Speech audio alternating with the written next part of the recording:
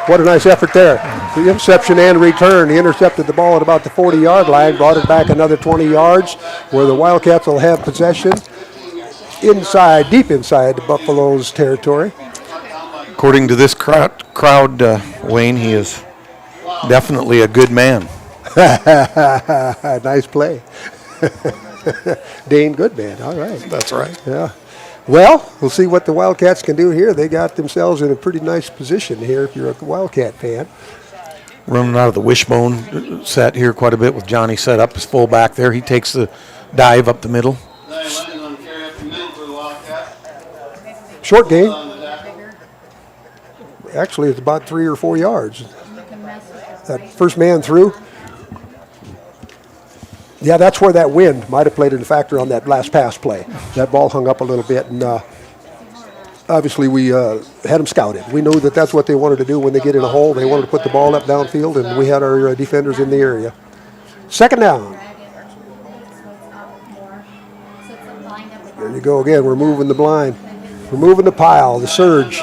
Good work there. Dalton Deffenbaugh blocking 2 guys there, made his block, shoved 1 guy left, and went to the next level. Makes all the difference in the world, and especially when you get into that half of the field where you're in 4-down territory.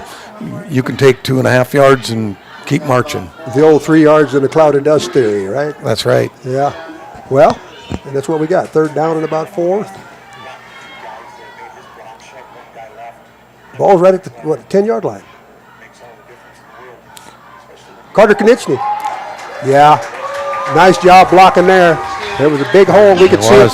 We could see it from our angle. A nice hole there, and he found it and went all the way through without untouched to the end zone, all the way to the scoreboard. 14-0 after that. Carter Konechny, touchdown from the 10-yard line, a 10-yard touchdown run. A little laundry there, Wayne, but you're right. That hole was big enough to drive your Riviera through, Wayne. Yeah.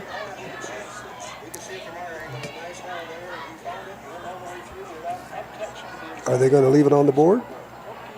Holding. We were premature on that, Justin. Yes, we were. Maybe that's why that hole was so big. Somebody was holding. Well, we're still got the ball. We're still on offense, and it's still 3rd down. Just a lot longer, about 3rd and 11 now. It'll be interesting to see if the Wildcats will stick to that run game. They've had a lot of success here. Got 2 downs to convert on 11 yards, so we'll see if how we play that card. 2.5 remain here in quarter number 1. 8-0 lead.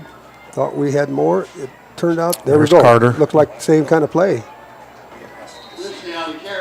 Short game. Now it'll be 4th down. Good defense for Weston Prince. Got low on Konechny. He's only a sophomore, Konechny is, but he's hard to bring down if you try to take him high, and Prince knew to get down and get on a leg and get some help. I watched Carter Konechny last year as a freshman. He played well beyond his years. He was on the field, and he was a contributing player all season last year, just as a freshman, and he's continued to build on that. He's basically a gifted player. He's quick and strong, and he's got a nose for the ball. Well, looks like we got split outs this time. Maybe we're going to go to the air. 4th and 10. 2 wide to the left. 1 man in the backfield. Keaton back to throw. There he is. Puts it up. Fluttered a little. Oh, wow. Got him. Yes. Just out of the reach of the defender. Chevy Fees, I believe it was. That's his 2nd touchdown. Really nicely placed ball there, Wayne, and receiver was covered pretty well. He was. Great throw and a great catch. Actually, the ball fluttered a little bit, but they gave the receiver time to get under it. It was just out of the reach of the defender. It looked like maybe the defender had a chance to knock it away. Official Stanley County timeout, it looks like.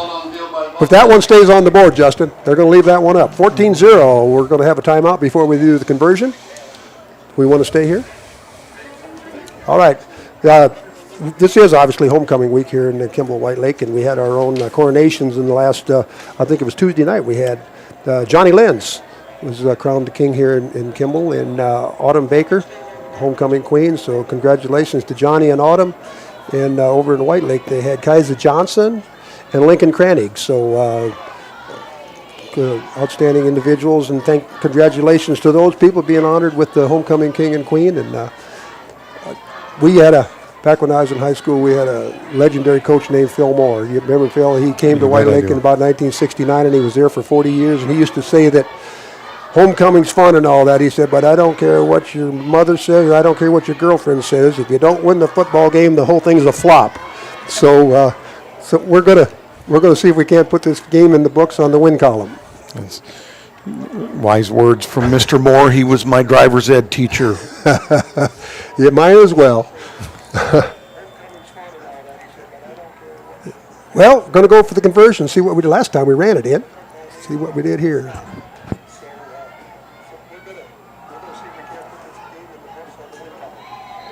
There it is. Good. The officials put the hands in the air. Did you see who carried that? I think it was Keaton. Quarterback keeper? Turnaround sneak, keeper. Quarterback keeper on that one. Keeper, not, yes. Score 16-0 in favor of the Wildcats. With 1:40. Yeah, he followed the blockers into the hole and ended up across the goal line. Well, we're ahead of the Buffalo's Wildcats lead, 16-0 here. 1:40 remain in quarter number one, and we'll be back for the kickoff after this. Hopkins Plumbing at Chamberlain is more than your full-service plumbing professional. They offer heating and cooling solutions from Rude and Coleman. And don't think they forgot about our furry friends, livestock and horses who need access to clean water too. They're a premier dealer of Ritchie water tanks. Call them today to Back take to the care. Countryside Vet Clinic press box. Give Dr. Joy and her team a call for all of your small and large animal veterinary service and supply needs.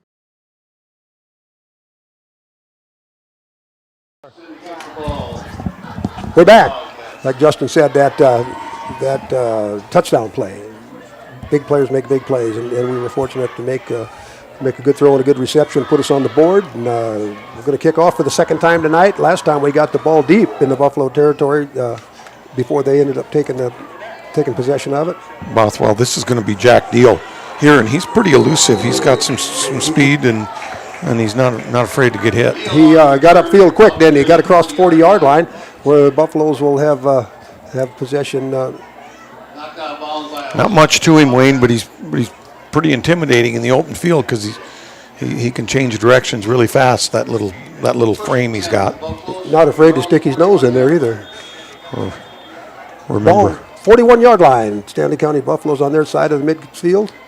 We are located at the press box right at the 50-yard line here in Kimball, and what a lovely night for football in the late season football. There's only 2 games remaining on the schedule. Is that Kirsch? Yes, Kiner Kirsch got in the backfield. He'll do that 2 or 3 times a game, Justin. I don't know whether they turn him loose, and if he gets his hands on them, they're going down. That's right. He nice play. Almost beat the back to the ball there. Yeah. He was on a dead run when that ball got handed off.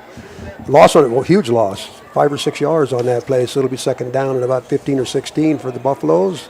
Passing situation, penalty flag in the air, whistle stops play. Stanley County's been playing 2 quarterbacks here. Wayne Weston Prince on the field right now, 5'10", 140-pound senior, and at times we've seen Bryant Zeeb, 6 foot, 165-pound junior. Both players look pretty agile. It's a 5-yard penalty. Looks like it. They're going to split 3 out wide to the left, coming out of the pistol. And this is Prince still in the game, quarterback. Being chased, running for his life. Picked up a few yards on the play. Yes, he looked like there could have been some room there, but Goodman was living up to his name there, Wayne. He almost looked like he wanted to throw that ball when he got possession of it, but the defense was on him so quick he couldn't look for receivers or plant his feet to throw. So it ended up being a scramble, and he picked up about 4 or 5 yards on the scramble. It'll still be third and long. Obvious pass play for the Stanley County Buffaloes. They're back at their 34-yard line. This is Zeeb back in the pistol, and Prince spread out left. 4 people in the pattern. They throw to Prince, but just short. Out of his reach. You wonder again maybe if that wind might have had something to do with that. That ball ended up a little short of its intended receiver, so it'll bring up 4th down 4th down and long, an obvious punt situation. It'll be the first time tonight we've seen the Stanley County Buffaloes punt, if indeed they do. Looks like we got Chevy Fees going back as a punt returner. Single man back. Either way, it looks like we should be able to get some pretty good field position here following the punt. 37 seconds remain in quarter number 1. 16-0 score in favor of the home team. Line driver. Good punt into the wind there. Yes. They threw a flag before the play. Stanley County called the second time out of the game. Been a good homecoming week so far for the Kimball White Lake Wildcats. They started out last night. The volleyball team were in Hanson at the Alexandria, and a hard-fought 3-2 victory for the Wildcats. Our predictions. Too soon for that, isn't it? But anyway, congratulations to the Lady Wildcats last night at their big victory over the Hanson Beavers on the road, by the way. A signature victory so far in the season with so if you'll notice on your screen there is a picture of our predictions, and I didn't realize that they were going to be, I might have changed mine a little bit. So let's see now, the quarter's over and it's 16, so that should be 64 for the game. Is that how that works? 32 times 64? Yes. I might not have been high enough. All right, we're coming back to live action here, and the Buffaloes kick it again for the second time. Chevy gets under this one. Makes a man miss. One tackle. Oh, wow. Here he comes. Here he comes, and there he goes. Wow. He likes that corner of the end zone, Justin. He does. He does. And, you know, the punter, Paxton Deal, has a set of wheels, and he couldn't believe that he couldn't catch him right there. He thought he was going to get him. He did. Yep. With 22 seconds left on the scoreboard, we have 22 points. Wow. Explosive.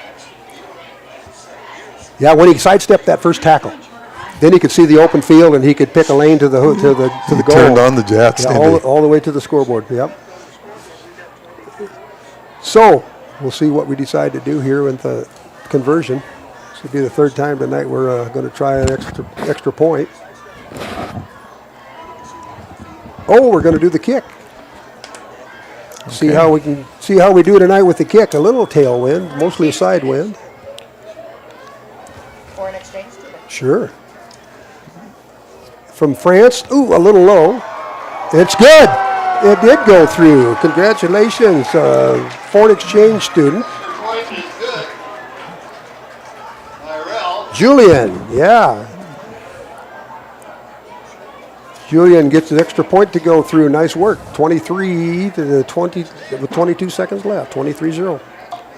All right. We'll be back with the kickoff with 22 seconds left in quarter number 1 after this. All your water needs, inside and out. Hopkins Plumbing of Chamberlain is a proud sponsor of local sports and activities on Live Ticket TV. When it comes to advertising, reaching the right market while giving back to the school is just plain right. If you're looking for an effective method that reaches a large fan base at once, then here's your ticket with Live Ticket TV. With over 90 schools in the state of South Dakota, we can help you advertise locally with just your home team or reach the region. Plus, a portion of all sales go directly back to the Countryside Vet Clinic press box. Give Dr. Joy and her team a call for all of your small and large animal veterinary service and supply needs.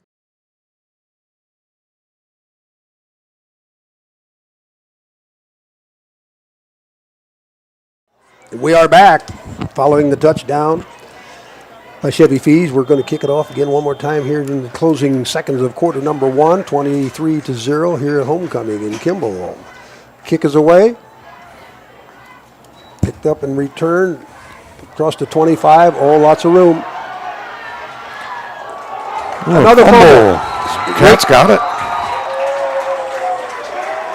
Wow, that's another case there where he raked the ball away. Jack Deal looked like he had some room to run. We had the kicker back here playing safety, but if you get that guy in the open field, he may not be that easy to bring down. So, once again, it'll be Wildcats possession they just got on top of it as it was ready to roll out of bounds, it looked like, right there on the sideline. Back comes the Wildcat offense, looking to put more points on the board here. On the Buffalo side, I had midfield. Keaton operating out of the pistol with spread offense. Johnny on a reverse, flea flicker. Wow, there's room. Oh.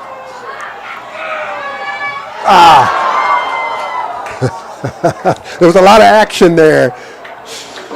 The double reverse back to the quarterback downfield. I looked like he had a receiver over on the left-hand side of the field as well. He had did. a couple steps on his defender, and I guess he had a couple hands on it, but it would not have been an easy catch.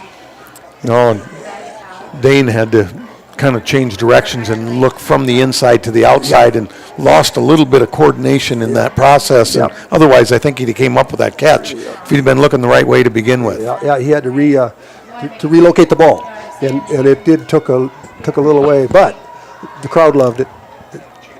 A lot of excitement on that play. We're down to 4 seconds here, Justin. It's going to be the last play of the quarter, that looks like. There goes Carter Konitsny. Well, nice run. About a 16 or 17 yard scamper around the left end for Carter Konitsny.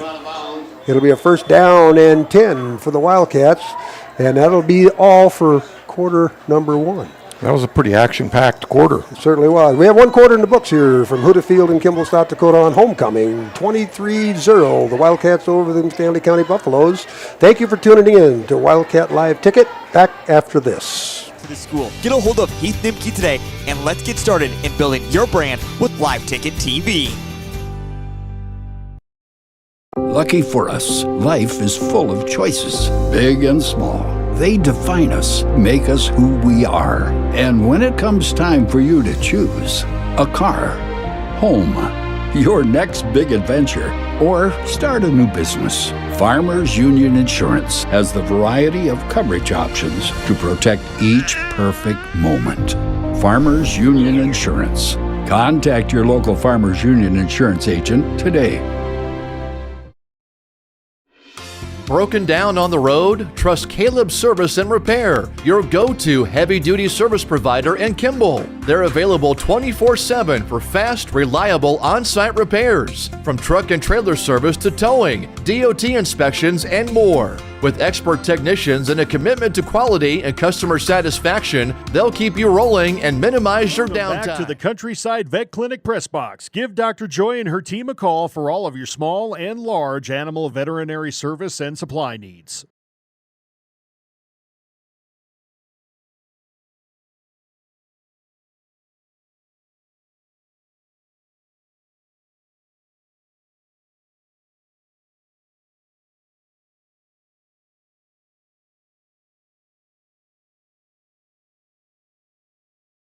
All right, welcome back. It's all Wildcats so far. 1 quarter in the book. Justin Blasius alongside Wayne Haynes. We have Sarah Deffenbaugh on the camera, and she never misses a play. Darby's running the switches. Little lateral pass out in the flat there. They sniffed it out early. There, Johnny Lenz on the reception for a loss on the play. A completion for a loss, Justin. That's the first time we've seen that tonight from the Wildcats. It is. Johnny went in motion there. Looked like it was going to work, but Whit Myers did a good job wrapping Johnny up there and stuffing that play for a loss. They had a spy on the play. They went with him from the motion and stayed with him after the completion. So it's second down at about 14 or so, maybe 15 to go here for the Wildcats. The ball's on about the 31-yard line. But we've definitely played offense on the Buffalo side of the field pretty much all of this. Wildcats really spreading it out. Nice spin move by Chevy. Yep. Good stiff arm. Wow. There's Really a flag on the play. I don't know what it was, but I see a flag on the field right there at the 25-yard line. I think it's on the Buffaloes, but I'm not certain there. There was nobody. I could be wrong. I hate to outguess the officials. Anyway, what a nice move by Chevy Thies. He spun away from that tackle. He stayed right on his feet the whole way and was looking for the goal line again. Those are things I missed the call there. Apparently holding. Obviously, it was on the ball carrier or on the tackle play. those are things, Wayne, you just, when you get a player like that, it's so much fun because you can't coach those kind of things, to have that sense that he needs to spin as soon as he catches that ball. Yep. Before he even realizes the defender's there. Yes. You're already avoiding the tackle when you put the ball away, and what a nice play on Chevy Fees' part. However, penalty cost them the major. Wide open. Somebody's wide Vincent. open.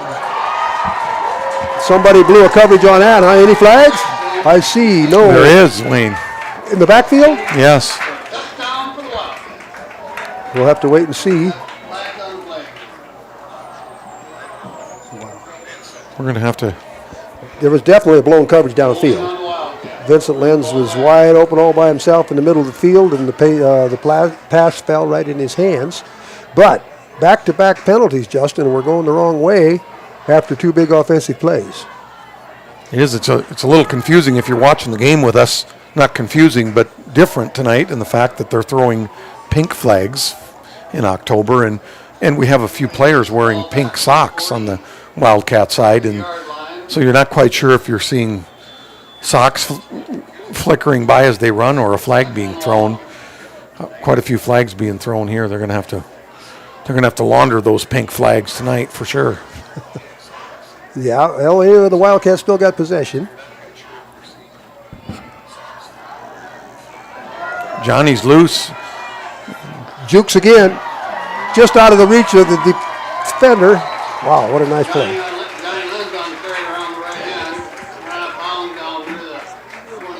About a 20-yard run. He just kept avoiding tackles all the way down the field. He got the ball cleared down into about the 25-yard line, huh? Just shy of the 25-yard line. It'll be third down. Got some of that penalty yard back, Justin. He did, Johnny. Third down and manageable. Johnny did a nice job there for his size.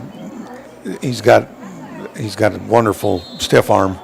Normally that's bigger and more effective the bigger you are and the longer arms you have, and Johnny's pretty hard to bring down. He doesn't let you come in for free.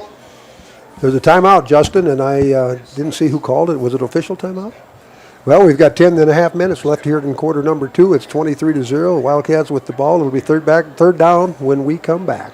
Thank you for joining us here on KWL Live Ticket TV.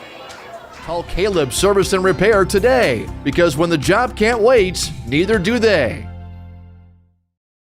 Core Cares helps individuals stay at home by offering caregiving, nursing, and medical alert systems in over 55 communities in South Dakota. Specializing in tasks like bathing, meal prep, and medication setups, our well-trained staff delivers exceptional care. We invest in our team through customized training and comprehensive benefits. To learn more about job opportunities or services, visit our website at corecares.com. Core Cares, proudly serving our community. Welcome back to the Countryside Vet Clinic Press Box. Give Dr. Joy and her team a call for all of your small and large animal veterinary service and supply needs.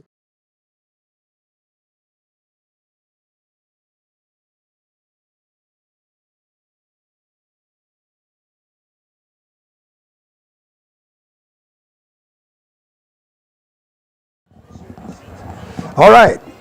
After the timeout, we're back. Wildcats ball, third and manageable, about 3rd and 10. And obviously they're deep in Buffalo County Stanley County Buffalo territory. At about the 26-yard line. Deep drop. Oh, wow. Overthrew Joseph there on a screen. Going to be a big play. Yeah, there was. Joseph Skluzak, the intended receiver, and he had room out front, and he had blockers in front of him, and it looked to me like that was the play we were looking for, but just a little overthrown, and now we'll have to see what we do on 4th down. Obviously, 4th down territory. We'll leave the offense on the field. Sometimes when you see something that looks that good and that easy, it makes it hard to make that play right there and make that throw as easy as it looks sometimes, and sometimes Keaton converts on the, on those tougher throws sometimes, just like everybody. It's not as easy as it looks. Another pass play. Good toss right there. Wow. Right. Number 10, Carter Konieczny with the reception. That was a nicely thrown ball. Yeah, he had some smoke coming off that ball right there. He got in the seam on the defense, and he stepped and threw. It looked like about an 87-mile-an-hour fastball, and it hit the target. Carter hauled that thing in, and first down. After at one point, it was second down and about 27 yards. Here we are converting into a first down inside our own 10-yard line. Really impressed at the execution here of the Wildcats against a pretty experienced, pretty agile team here, throwing the ball on them after we came out and ran the ball, and then started spreading it out. Just really impressed. Wow. Chevy Fees with a nice gain. It's hard to tell exactly where they are, but they're not very far outside the goal line. I can see that. Maybe a couple yards. Obviously, Justin, we had a bye week last week, and like I say, a lot of coaches don't consider that a bye week as an improvement week where they can work on some things that need improved on, and they can get some guys healed up, and they can work some plays in that they haven't had to. And our boys looked to me like they came ready to play tonight.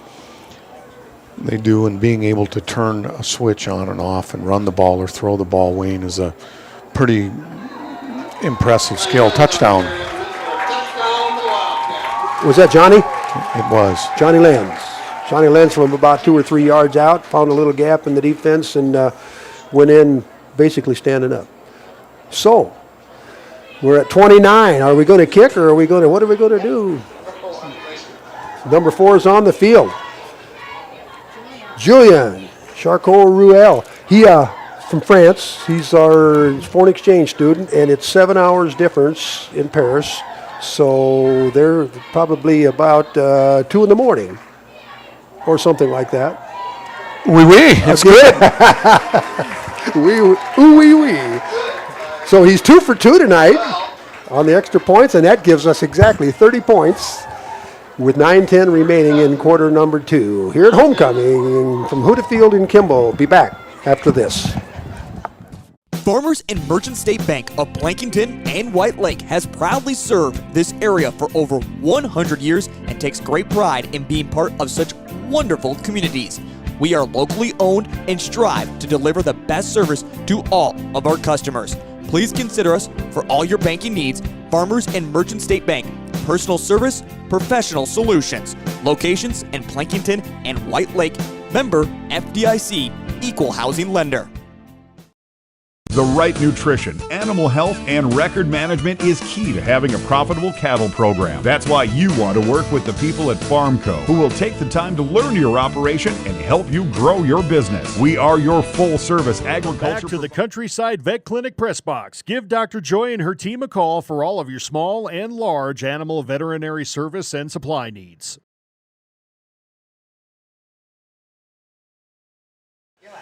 All right, welcome.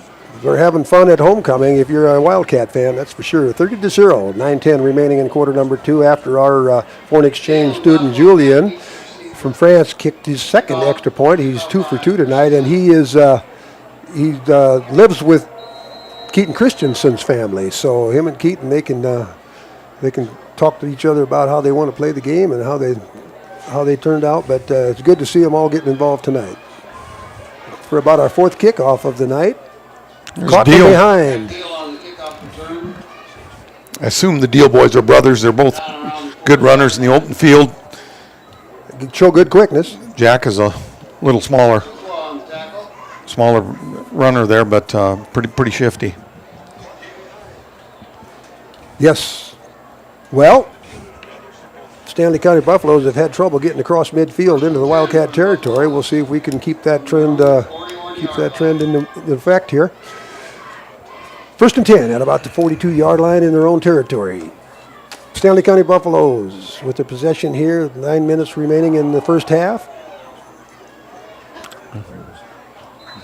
Well, muffed the ball there on the snap, I think, and got her back to close to the line of scrimmage.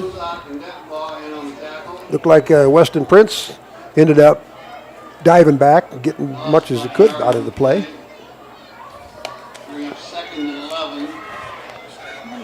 Tackle for loss, TFL.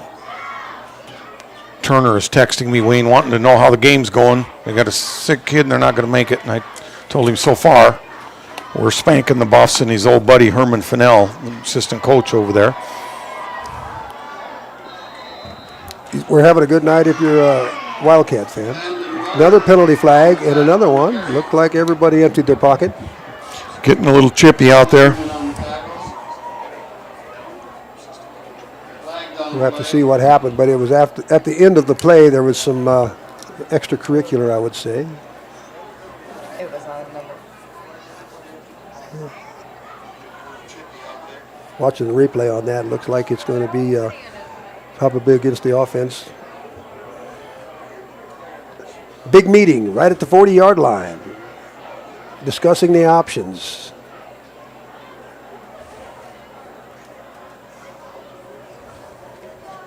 Turned into a beautiful night, Justin. The wind's dying some. Temperature is perfect. You don't see any scarves or mittens in the stands. It's definitely not typical 1st of October weather, but nice. Even on these hot days, it at least cools down at 7:30, and yep. Yeah. Absolutely. Whereas in the summer, it stays hot till 10 o'clock. Yep. Nice time of year. A lot of activity. Did you see any indication yet? I have not. Still got flags laying on the ground. Stanley County Buffaloes holding. And unsportsmanlike on Buffaloes. Unsportsmanlike conduct. And two of them on the a Buffaloes. Second unsportsmanlike. No wonder they had to meet so long. They needed a whiteboard. There's a lot to explain there. They needed a whiteboard to keep track. Well, we'll see what the penalty yards mark off is, but it's going to be substantial. I don't know how many. If they apply 2 out of the 3 penalties there, all of them. We were at about the 40 there. Imagine the personal foul on sportsmen. That'll obviously be in effect. I think 2 of them can be congruent or added together, but I don't know about the holding. I think the holding would be negated after that, but I'm not sure. Boy, they went a long ways. I still haven't seen where they're going to put the ball. Are they way down there by the inside the 10? Looks like they've got them set up at about the 6 or 7 yard line, Wayne, and they were. And the down markers. Here's the down marker here at the 41. Down marker, the first down is at the 50 or at the 49 yard line of the Wildcats. Yeah, they're declining the holding penalty. Okay, so that. And I think they accepted 2 of those unsportsmanlikes. So what that'll be, Justin, they will take the down rather than the holding penalty. Yeah. And the unsportsmans were after the play, so they'll be in effect. So the down will count, and the penalty margins will go against them after the play. That's good why point, Wayne. That's why they declined that holding. The downs don't change. That was first down. This is second now. Yes. So they denied or they declined the holding. So the down will change from first to second. Cats playing a 3-man front and playing off those receivers. They right. Yeah, they're basically have Stanley County, at least for now, one-dimensional. They're willing to bend but don't break on this type of formation here. They'll give them a short game, or they'll give them even a medium gain, rather than don't let them get loose. Right, they'll give them 10 yards all day. Yeah, don't, because they only got. Now it says third down. Okay. According to the down marker. Hit deal out here in the flat. Got the ball to their playmaker. Wow, swarm of Wildcat tacklers. Wow, I see six black shirts involved in that tackle. Of course, when you got all them D-backs, they all converge on the ball and they all end up involved in the play. But fourth down, you may have heard Harold Bickner over here, the stadium announcer, announce to the fans tonight that it is now fourth down, deep in their own territory. See if we can get a return. Chevy Fees along the sidelines. Yeah, let it bounce out of bounds. Looks like it's going to go out of bounds at about the 38 or 39 yard line, where the Wildcats will take over first and 10. 30-0. here halfway, just about halfway through quarter number 2. This has been a slow-moving quarter, Justin. It has. Quite a few penalties there, obviously, and some throwing the ball, stopping the clock. And a few scores. And both teams started throwing the ball in the last couple series. And a few touchdowns and extra points stopped the clock as well. And the scoreboard indicates that the Wildcats are in control. And it looks to me like they're going to the sidelines for a timeout. And we'll go to a timeout as well. Back after this. Of feed, seed, animal health, farm and ranching equipment built on terrific service. Get to know Farmco, locally owned and serving you in Chamberlain, Platte, Winter, and east of Kimball at the Paragon. Visit us online at farmcosd.com. Farmco, feeding your future. When life gets hard and our thoughts get too much to bear, finding the resiliency within us can help us find healing. The 988 Suicide and Crisis Lifeline provides 24/7 free support for anyone in suicidal distress or emotional crisis. All texts and calls are anonymous and connect you to local resources that uphold cultural values and pave the way to healing. Find the strength within you. Find the strength within our culture. Reach out if you need help today. Fort Randall. Back to the Countryside Vet Clinic press box. Give Dr. Joy and her team a call for all of your small and large animal veterinary service and supply needs. To homecoming here in Kimball.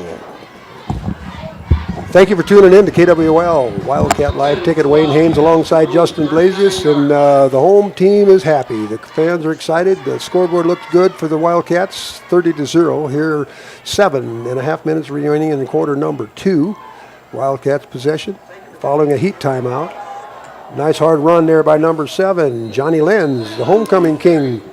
Tore through tackles, got back for a little gain. They had him in the backfield after he broke the tackle. Looks like we got a couple down on the field, at least. Well, the white shirts are slow getting up here.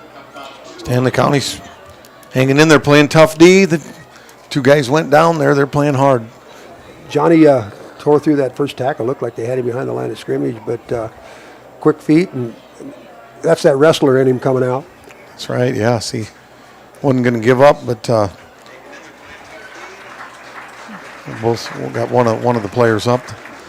That's Tegan Bretag, the 6'4", 210-pound senior for Stanley County. He appears to be okay. We're still looking at one guy here right at midfield, or at the. That's Case Kolda down on his back there, between the hash marks there. Senior linebacker. Didn't really see what happened there. I know that this happened away from the ball carrier, the one that's out there now. Looked like he hooked Johnny with an arm, and I'm guessing it's an upper body thing. He's on his feet. On his feet. Yeah. Making his way off the field under his own power. It's good to see. Case Colden.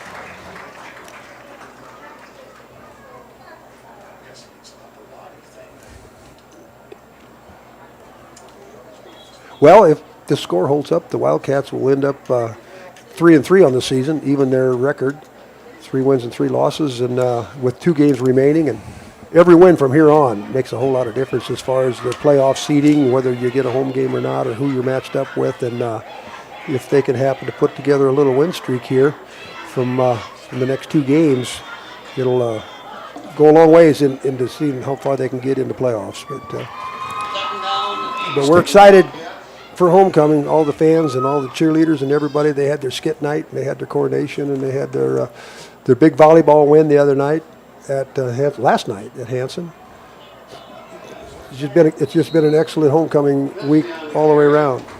Carter Konieczny with the carry there, picked up about 8 or 9 yards. Good enough for no, a little me. short. Yep, they had him down back after a 4-yard gain. So it'll be 3rd down. Stanley County playing several young players here, Wayne. Good-looking players. Saith Cronin, 5'11", 210-pound nose guard there, doing a good job. They sure stack the line, don't they? They got about 6-man front there. Of course, they plugging that hole up pretty good, isn't he? Expected us to run, didn't they?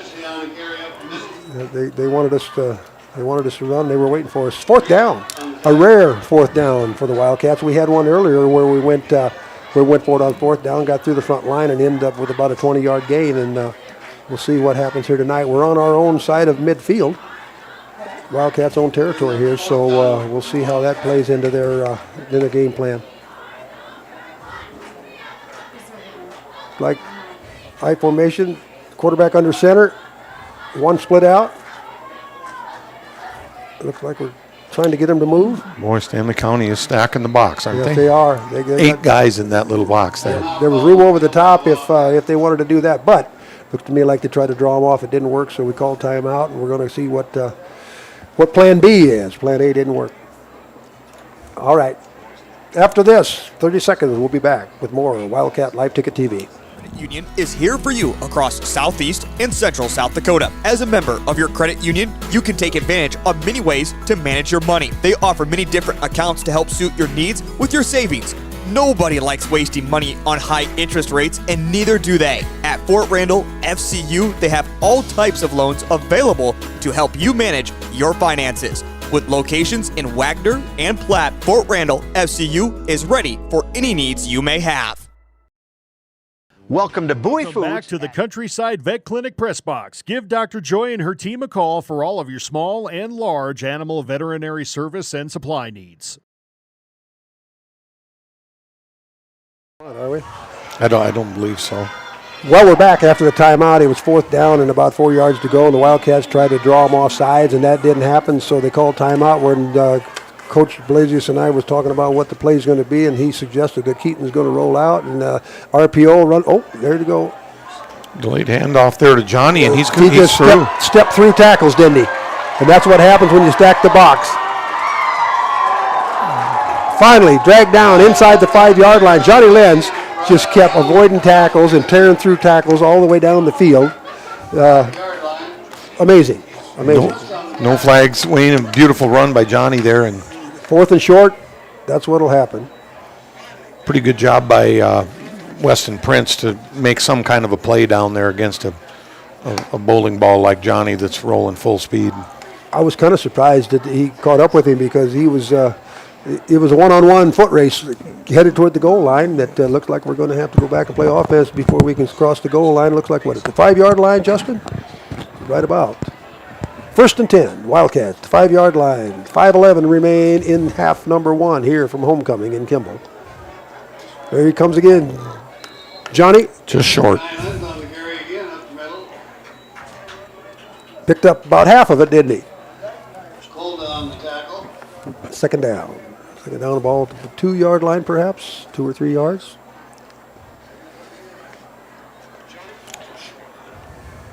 We're looking over. Got Reese Truman checking into the game. I think Reese has been down, injured, back in action, it looks like. Good enough. Splitting out wide left here.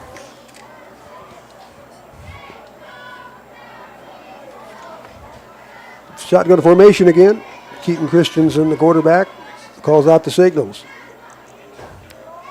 There he is, all alone. Wide open, Joseph Skuzak. All alone, yep. He looked to the left. The defense looked left, and all of a sudden Joseph was alone. That's a good play. Quarterback played with his eyes. Sold it. Moved the defense. He did. He moved the defense with his eyes. That was incredible. That's what you get when you get experience.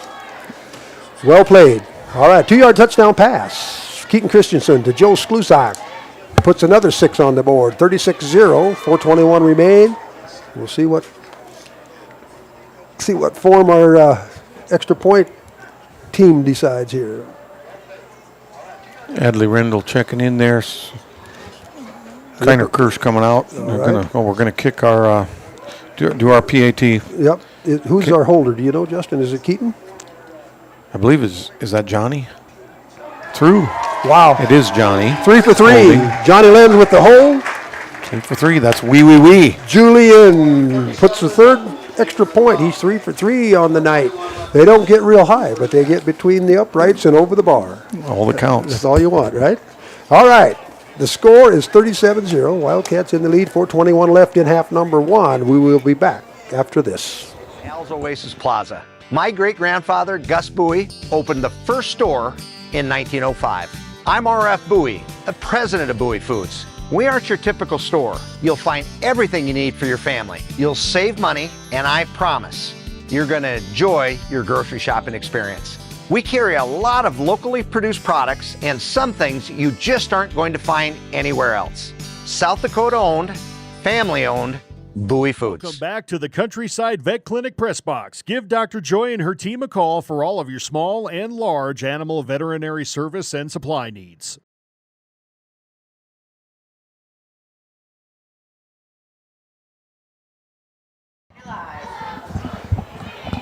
We were just talking about our place kicker, 3 for 3 from extra point tries, and it's not normal for a 9-man team to have extra point kickers or field goal kickers, and how important that could be down the road if you might happen to do a high kick. There's a high hanging kick there. Wow. That was a hit. Chevy Fees laid the wood to the ball carrier there. Held on to the ball, though. Looks like it'll be on about the 28-yard line. Definitely a hello from Chevy Fees on that one. Was. Chevy still in high gear. Yep. There's no substitute for quickness and speed. 37-0. Counting down. 4 minutes left in the first half. Our defense is really doing a good job tonight. Our offense obviously done their share too, but the defense hasn't given. Dalton Deffenbaugh and Vincent Lenz made short work of that run up the. The Buffaloes haven't been able to run the ball up the middle. 3-hole there. The Buffaloes haven't been able to run the ball up the middle or around the ends, and our D-backs have done a great job of knocking the ball away or intercepting, and we put pressure on the quarterback. So I guess what you can say it's a total and complete defensive effort that shows on the scoreboard. 37-0. We frustrated them in all facets of the game, and so to speak, four guys wide, putting Deal in motion there. Prince got a guy open there on the right flat. Get the ball in the hands of the playmakers. Do it with a short pass. That's Joe Malm, 6 foot, 150-pound junior for Stanley County, making the catch there. Picked up about 8 yards. That's one of them deals where our defense wants to make sure that the receiver doesn't get behind them. Allow them to catch the ball in front of them if they can, and then give them the yardage without giving them the big play. Second down. Pressure on the quarterback from Prince hits Deal. He couldn't hang on. They were trying to set up a screen play out there on the left side of the field. I believe the Wildcats had it sniffed out pretty good, even if he was to make that catch. Connor Kirsch was all over the quarterback, too. He didn't have time to let that thing develop. So Connor was in there disrupting the timing of the play, so the ball falls incomplete, and it comes up 4th down. After that first reception and 7 or 8 yard gain, 4th and 2, back at about the 37 yard lines. See what the Buffaloes decide to do. Look like they're playing offense, huh? Yes. Stanley County looks like they really spread the field, don't they? Yes, they do. Yes, they do. They might want to try to draw them off. Delay a game on the Buffs. Flag on the play. Yeah, I think maybe they were trying to do some hard count for a first down, but now maybe it looks more like a punt situation. 3:04, just a little over 3 minutes before halftime. You do see Stanley County. They've got a little bit of depth over there, and they do rotate players offensively, defensively. You've seen pretty big crew of kids, different kids come in there for punt, and see the sophomore Jace Hand come in on this punt play. Diagonaled out of bounds. Kind of interesting where they mark it. Look like they're going to mark it just about the 37 yard line. No chance for a return there for Chevy Fees. I think maybe they had a plan that way. They didn't want to see him get loose on him again. 2:59 remain here in the first half from Kimball. It's all Wildcats, 37-0.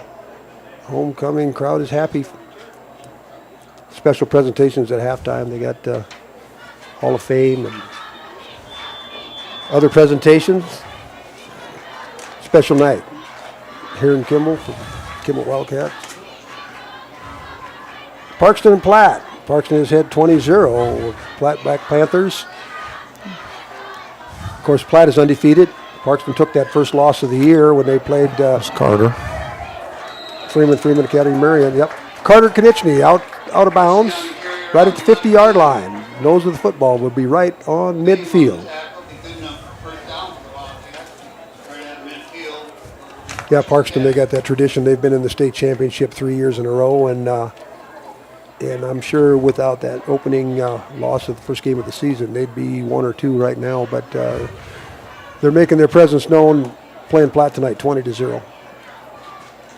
They are, and if you've watched Parkston play, I haven't had the chance to watch Freeman, but you know that Freeman must have a great team to. Johnny's loose again. There goes Johnny Lenz. Fumble, and I believe Stanley County covered. That sounds like something we did earlier in the game. It sure did. Yeah, tackle and knock that ball loose. Joe the goal line. Looked like Johnny was going to get all the way into the end zone. And a hard swipe at the ball knocked it loose right at the 5-yard line.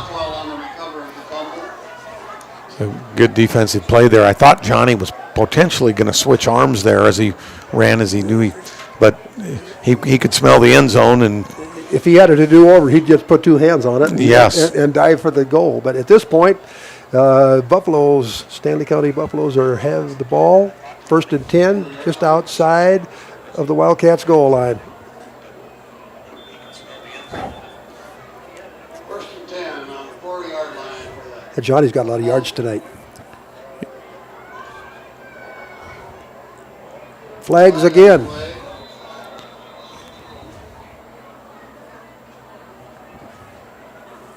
Yeah, Johnny Lenz gained about, I would say, 45 yards before he fumbled that ball. Yes. He's got to be approaching well over 100 yards on the night, on the first half. We haven't even played the first half yet. So he's having a homecoming king is having a banner weekend.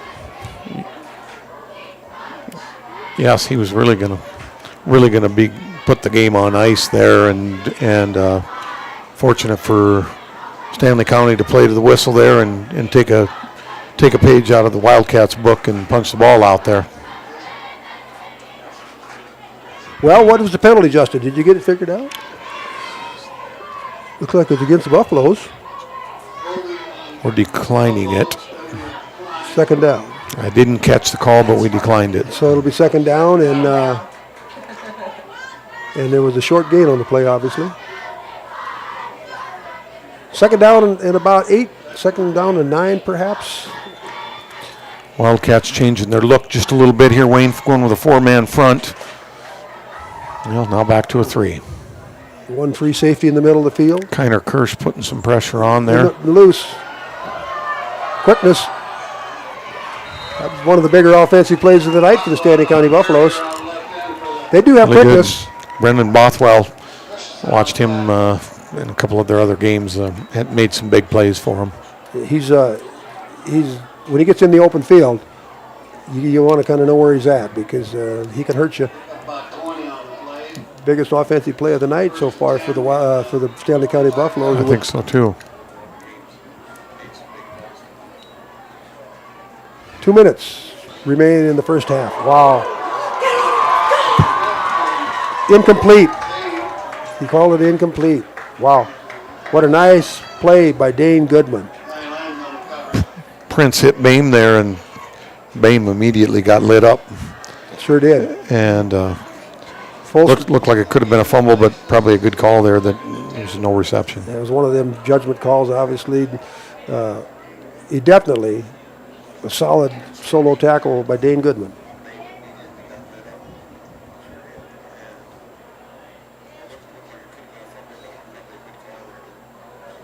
Bame, no, this is Deal looking to throw on a reverse pass. Down the sideline. Picked off. It's Chevy Fees. Wow. Wow. Nice play on playing free safety back there. He just played the ball and hauled it in when it got to him on the opposing sideline right out there in front of the Stanley County Buffalo bench. That might be his second interception of the night, huh? I believe so. He comes up a little bit lame there. He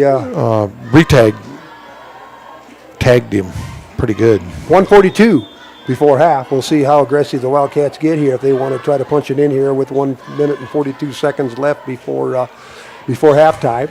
They have the ball 1st and 10 at about the 38-yard line, 37-yard line. One split wide right, or wide left at the bottom of the field. There's Carter Kronichny up the middle. Gains of about 5 yards. Clock continues to run. Minute 33 and counting. Looks like it'll be about 2nd down and 6, maybe. It's to be expected here, I think, Wayne, but Wildcats are in pretty firm control of this game, but the Buffaloes are not giving them anything. It's hard-hitting, smash-mouth football all the way yet. Got a new quarterback, don't we? There we go. Wow. Yeah, that was Keaton Christensen. To Dane there. Boy, they had defenders around him, didn't they? Looked like they had 5 white shirts right there, and he was in the middle, had 2 hands on the ball, but well-thrown ball by Keaton. Of course, the incompletion stops the clock. 1:01, 1 minute, 1 second left here. Opening half on homecoming in Kimball for the Kimball White Lake Wildcats.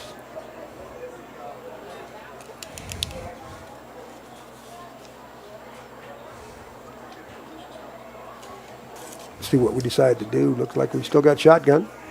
No, we're under center. Keaton Christian under center. Handed off. Carter Kronichny. Met very rudely at the line. Did Case Kolda. Little to no gain. Looks like. There was no hole to run through that time. Defended well by the Buffaloes. 45, counting down.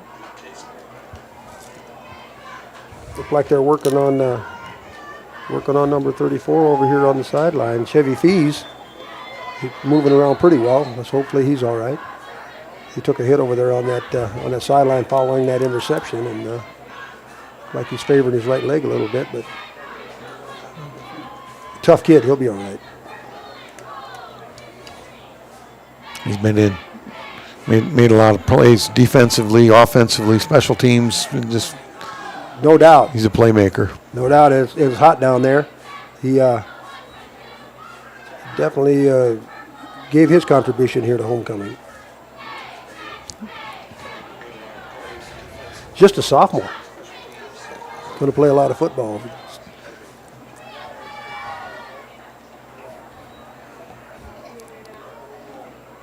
Well, have a timeout on the field here, I believe. We're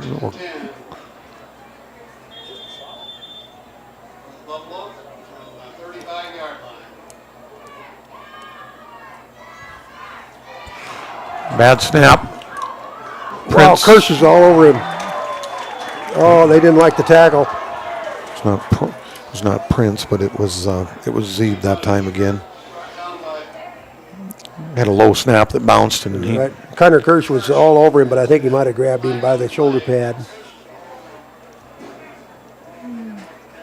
It was going to be a big loss. It was going to be a 15-yard loss if they would have held up.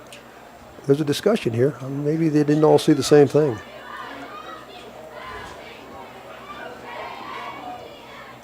Whatever it is, there's 47 seconds left. Score's 37-0 here.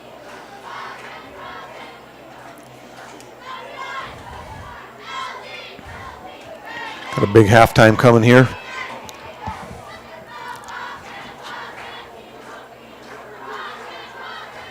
Big discussion at right there at the 20-yard line, and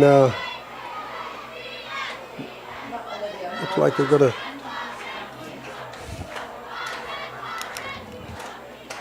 have a secret ballot to see what the heck happened.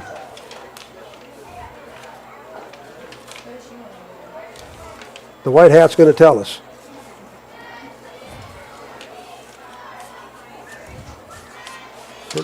Face mask against the Wildcats. Sure took a long time to call that. Kiner must have hooked his face mask as he went to make the tackle. I saw high. It was a great effort by Kiner to get there. It was a little aggressive on the tackle. He grabbed a hold of the first thing he could handle, and it might have been above the shoulder pads. Either way, what a huge play. Instead of having them back here at the 20-yard line, they're going to have it right at midfield. About a 30-yard penalty, the way it ended up. Well, 45 seconds. Got to play defense if we want to keep the shutout. Stanley County Buffaloes football, 1st and 10. Pressure on the quarterback again. Stepped up into the pocket. Incomplete. 2nd down, 2nd and 10. Good coverage there. Zeeb threw a sidearm pass up the middle of the field there. I couldn't see who that was intended for, but he was getting pressured. Yeah, he ran out of time. He ran out of time, and I don't know who was out there, but he needed to get rid of it quick. They got them all spread out again, don't they?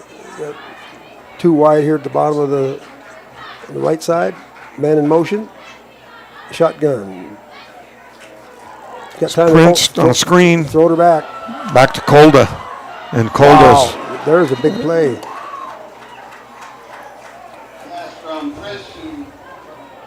Dane Goodman. Good solid tackle. It was. Dane did a good job because Case Kolda's gonna lay the hammer on you when he gets a chance, and he just did on Dane Goodman, and Dane did a good job taking it. Yeah, it was a well-designed play. Basically, they threw it back across the grain and had a man open there, one-on-one tackle to eliminate a even bigger play. 24 seconds left. Timeout on the field. We'll be back after this. Agrimax and West River Ag have been in the winter area for a combined total of 9 years. We offer top-of-the-line services and inputs such as chemical, seed, fertilizer application, spraying, and agronomy services, with a certified crop advisor on staff. We are a full-service business that is locally owned and operated. We look forward to continuing service to the ag community and cannot wait to help you with all your agricultural needs. Agrimax, shaping the future of ag. Welcome back to the Countryside Vet Clinic Press Box. Give Dr. Joy and her team a call for all of your small and large animal veterinary service and supply needs. All right. We're back out on the field here with 24 seconds left. Kimball Huda Field here in homecoming. It's been all Wildcats, 37-0 so far in half number 2. It seems like half number 1. It seems like quarter number 2 is taking an hour. It won't be long, and we'll be. Looks at Deal. He's got Deal wide open. Good defense there by Chevy Fees.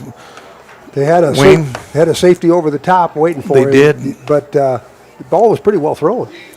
Yeah, you're right. Keaton was over the top and well defended there, but it looked for a second that he had a step and he was open. If they would have maybe thrown it a little shorter, where he could have stepped into it, the receiver. Yes. But either way, it falls incomplete and it'll be 2nd down. 2nd and 10 for the Stanley County Buffaloes. They have Deal split out wide to the right this time. Oh, there you go. Look out. Hook and ladder. Oh, no. And it's going to be Brendan Bothwell. He'll score on a nice play. Yep. It looked as if there was potential that was a forward pitch. Lateral to me, but I didn't have the angle on it and couldn't make that call. It was close. Very close. Yep. The lateral receiver was barely behind him. Yes. But either way, that's what they'll do. They've been known to do that. That's one of their plays. And when they get an open field, anything can happen. They got the speed and quickness, and it cost the Wildcats there. They gave up scoreless first half with 9 seconds remaining. The Buffalo is on the board. It's got a guy wide open. It's Bothwell again to get the 2, Wayne. Yep. So, the shutout is no longer. Carter Konechny on the coverage there, just got behind the receiver. Well thrown ball. Really. Quarterback rolled out, threw the ball right on target for a successful 2-point conversion. We have 9 seconds left. 37-8. Stanley County on the board. Wildcats with the lead.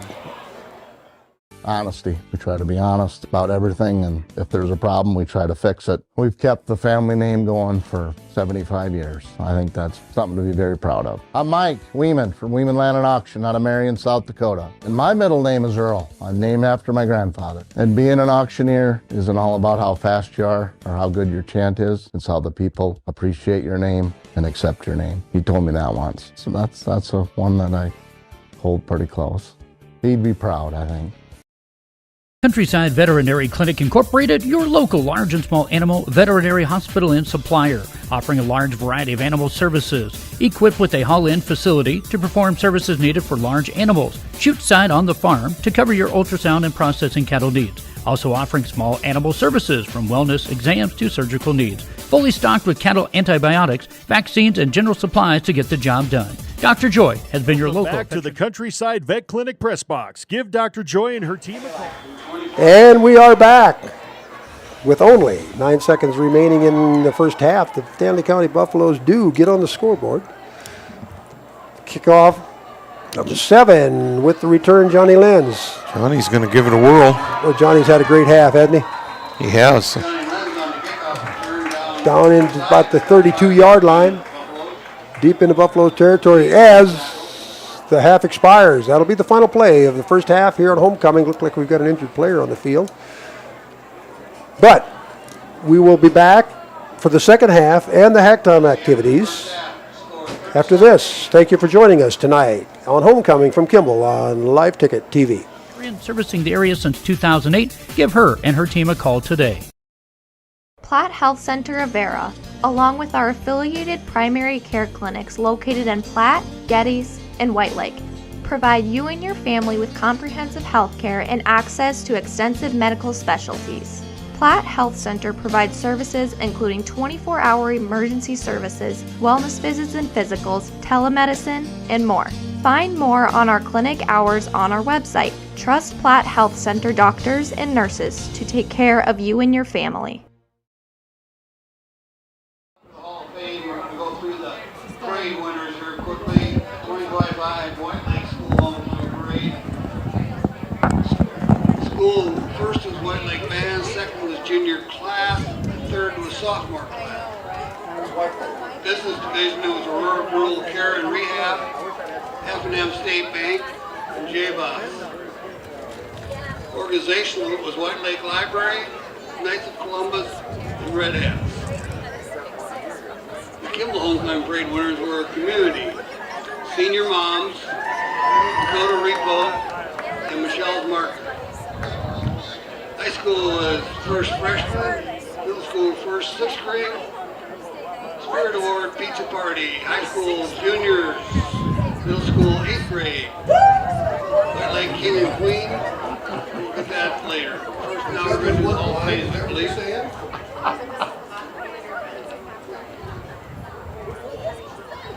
If I could get your attention, please, as we introduce this year's inductees into the Kimball School Hall of Fame. Our first inductees are Fred and Lucille Sally Huda. Whether it's Kimball, White Lake, Fort Pierre, or any of the many small communities in Dakota, there are always several individuals putting their time and efforts into their schools and communities. Fred and Lucille Huda were two of these people. Both born and schooled here, Lucille's ancestors had homesteaded southwest of Kimball in 1881.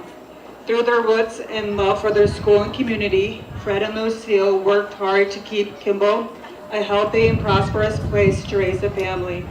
It would be nearly impossible to list all of the efforts and accomplishments to which they applied themselves. Whether you knew them or not, chances are you have been affected by the results of their efforts. A school being the heart of a healthy community, one of their top priorities was keeping Kimball's school system viable and solvent.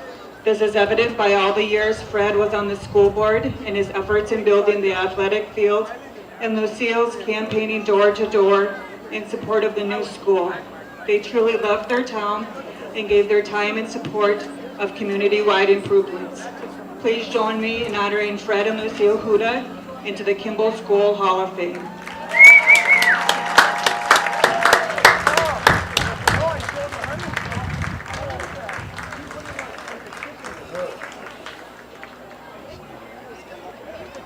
You remember Greg? Yes. Yeah. Yes. Our next inductee is Dale Taylor. Dale and his wife Kathy moved to Kimball in the fall of 1989. They have 3 children who all graduated from Kimball High School. Andrea married Ryan Benda, and they live in Hartford, South Dakota, and have 3 children, Peyton, Riley, and Braxton. Jesse lives in Minneapolis, Minnesota, and Josh lives in Arlington, South Dakota. Dale taught technology education in the Kimball School District for 36 years.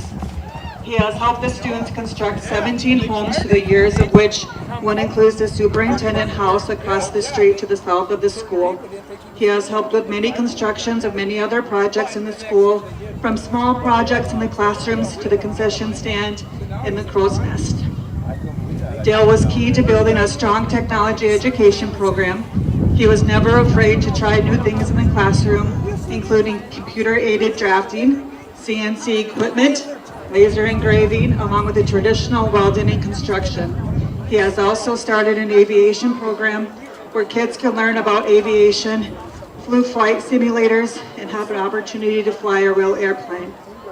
He was honored with the South Dakota Technology Education Teacher of the Year Award in 2010. During his time in Kimball, he coached 5th through 12th grade boys basketball teams, high school girls basketball teams, junior high and high school track, Little League baseball teams, and taught hundreds of students to drive as the driver's ed teacher. Dale has also enjoyed a notable 30-year run as the high school 9-man football coach in Kimball, serving as a coach from 1989 to 2010, and Kimball White Lake from 2011 to 2019. He compiled a 171 to 113 record as our head coach that included state championships with Kimball in 2001, 2003, and 2004. He also led teams to state runner-ups with Kimball in 1995 and the Kimball White Lake in 2011 and 2018. Dale's teams also advanced to the semifinals 4 other seasons. Dale earned Regional Coach of the Year 4 times and was nominated for the South Dakota High School Coaches Association's Football Coach of the Year Award 3 times. He was inducted into the South Dakota Football Coaches Association Hall of Fame in 2020 and the South Dakota Technology Education Hall of Fame in 2024. Dale has been a role model for young men as their football coach and for his students in the classroom. He is a teacher with a big heart. Dale retired from teaching in May of 2025. A little side note for Dale, this comes from his Taylor siblings and families. To our little brother Dale, sorry we cannot be there to celebrate this Hall of Fame award with you. Your siblings congratulate you on a most successful career as a teacher and coach for the Kimball School District. You deserve this honor. We are very happy for you and proud of you. We wish to continue success of happiness in all that you do. Love from your Taylor siblings and families. Thank you to our Hall of Fame inductees for your contributions to the Kimball School and community. There is a reception on the concession stand area, so please join in and congratulate the Huda family and Dale Taylor. Additionally, request those who were coached by Dale, either in football, basketball, or any sport, to please meet by the starting line on the east end of the track for a quick picture. Thank you.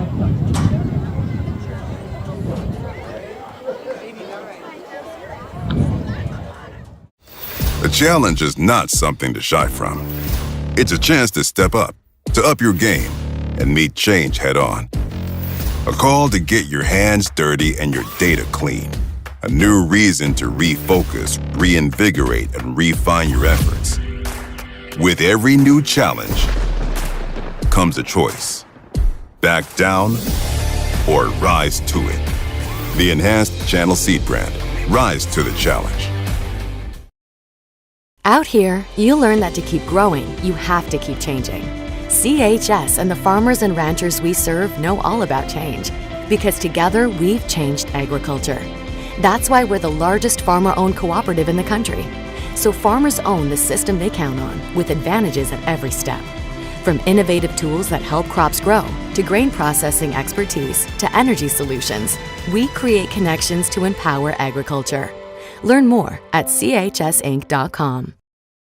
When you're busy taking in all the area's school activities, remember you'll find one stop with more to offer. You guessed it, the West 40 Food and Fuel in Owatonna. We have what you want right at I-90 exit 260, including Arby's for quality, quick food options. You'll like our large selection of beverages and snacks in our West 40 C-Store. We are proud to support our area young people, educators, and parents who make our schools great. Go Kimball White Lake Wildcats from your fans at the West 40 Food and Fuel in Owatonna.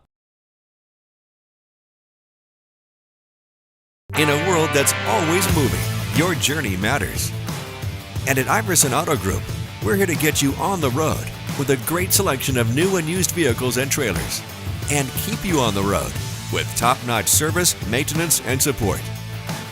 Every mile of your journey, the experienced team at Iverson Auto in Mitchell and Huron are here to help.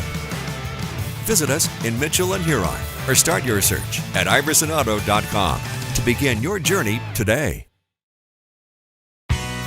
Midstate Communications is a proud supporter of area athletics, education, and extracurricular activities. With Midstate's 100% fiber optic network, they are gig certified and offer the latest in technology, including a Wi-Fi 6 router. Midstate provides the highest quality services at the most affordable rate, all over the region's fastest and most reliable network. Whether it be voice, video, or internet, Midstate Communications has you covered. Call 778-6221 or go to midstatesd.net and see how they can connect you to the world. The innocence of youth. Is there anything any better? But soon they'll be in high school and facing all the same challenges you faced. How to make friends, how to fit in, how to be cool. We want our children to have everything they'll need to live fulfilling and productive lives. Make sure the kids in your family are among the more than 57,000 participants here in South Dakota who take part in high school sports or activities. Welcome to Michelle's Market, your friendly neighborhood grocery store where every aisle is filled with fresh produce, local goodies, and the warmth of a small town vibe. Michelle's Market serves up the best certified Angus beef, and how can you not remember the fresh bakery in Michelle's Market? So why not stop by today? Experience the personal touch, friendly smiles, and unbeatable prices that make Michelle's Market the heart of Kimball. Because here, it's not just about groceries, it's all about community. Fentanyl is a powerful synthetic opioid, up to 100 times stronger than morphine. Even a tiny amount can be deadly. It's often mixed with other drugs without your knowledge, increasing your risk of overdose. Protect yourself and your loved ones and avoid unknown substances. Stay informed, stay safe, and remember, one pill can kill. For more information on fentanyl prevention, visit your local health resource or speak to a healthcare professional today. This message was brought to you by the Great Plains Tribal Opioid Response, so that the people may live. Whether you're a DIY guru or just someone who wants to keep their ride in top shape, we've got your back at Brooks Hardware and Auto. And guess what? Our friendly team is always here to help you find exactly what you need anytime. So whether you're working on a weekend project for the home or a last-minute repair to your car, truck, or even lawnmower, swing by Brooks Hardware and Auto, where helping with any project is our specialty. Join the countless happy customers who trust us to keep their wheels rolling. Remember, when it comes to hardware and auto needs, we're just a drive away.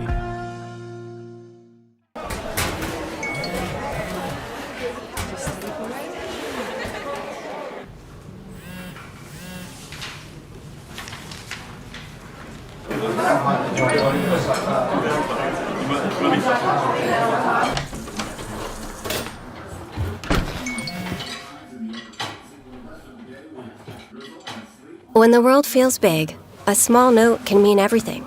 Find mental health support at sdbehavioralhealth.gov. D-Highs Processing LLC, located just north of exit 265 in Chamberlain, is a custom-exempt licensed processor with a large retail base of beef, pork, lamb, chicken, fish, and shellfish. Tina, Lee, and the crew invite you to come in and try their 36 different flavors of brats, 17 flavors of marinated chicken breasts, and 7 flavors of marinated steaks and pork chops. Don't Don't forget sticks and jerky are available too. Everyone at D-High's Processing would like to wish their students the best of luck in all their activities. Farming is more than a livelihood. It's a legacy. Simplot was founded by a hardworking farmer like you over 90 years ago, and we've been growing America's farms for generations.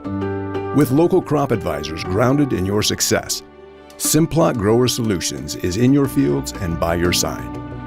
We dig in deep to pinpoint what you need, where you need it, when you need it, even when the forecast is unpredictable. As the weather warms up, so does our time outside. If you've been putting off your next home project, then Elite Renovations in Platte and Mitchell is ready to help. If you're looking to upgrade or update your roof, siding, windows, doors, and decking, they've got you covered. Interior trim, flooring, cabinets, tile, or drywall, they got the crews. Book a free consultation to discuss your options. Visit their website at elitereno-sd.com to get started with your summer project. There's a lot of uncertainties in farming and ranching today, but one thing is certain. Statewide Ag Insurance in Chamberlain, Winter, and Mitchell are your crop and livestock insurance specialists. Statewide agents have a background in agriculture and work hard to provide growers and ranchers with risk management plans and insurance coverage that fits their business needs. From hail insurance, livestock revenue protection, to multi-peril crop and revenue insurance, Statewide will help you with the right decisions. Statewide Ag Insurance in Chamberlain, Winter, and Mitchell. Locally owned, your dependable partner in crop and livestock protection, and equal opportunity provider.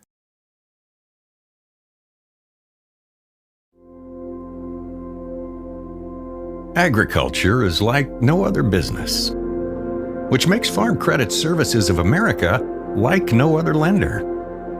Owned by the farmers and ranchers we serve, our customers have a voice in how we work, a stake in what we do, and share in our success. Discover a lender that works for you at Farm Credit Services of America. Hey fans, whether you're cheering from the stands or gearing up for your next big game, you've got a lot to protect, like your home, car, and your health. At Cromer Agency, we're here for all your insurance needs. Need coverage for your ride, your home, or your adventures on the road? We've got you covered. And when it comes to health and life insurance, our team is here to ensure you get the best care and support. Call our licensed insurance agents at Washington Springs, Plankinton, or White Lake for a quote today. We're ready to help protect what matters most. Your first car. It might not have been perfect, but that didn't matter. You loved it. You took care of it, and it took care of you, your friends, and maybe that someone special. And through it all, your local Farmers Union insurance agent was there working with you, for you, to make sure it was a smooth ride. More choices, great rates, local agents. For more information on how Farmers Union Insurance can help you, contact Zach and David in Mitchell. Do you have a pest problem? Got bats, ants, termites? Family owned and operated, Olson's Pest Technicians have had over 50 years experience taking care of pest problems in places across South Dakota, Nebraska, and Iowa. Utilizing brilliant methods such as Centricon bait stations for termites and Vicane treatment for bed bugs. There's no pest too tough for Olson's Pest Technicians. If you have pest problems, call 800-KILL-BUGS. Generational success means different things to different people. But to us, it means seeing my daughter follow in my footsteps, keeping the farm in the family, just getting to do this every day. We're Agtegra Cooperative, and we're generationally successful. That's who we are. Agtegra Cooperative.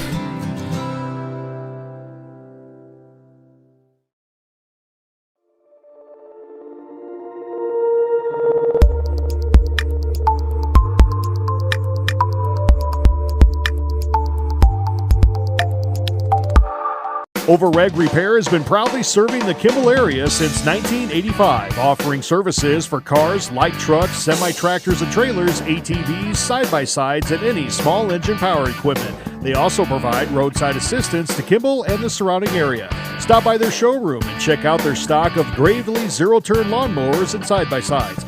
Any business can claim to be the best, but Overreg Repair would rather have their work and loyal customers speak for them. Overrag Repair, hometown repair from people who care.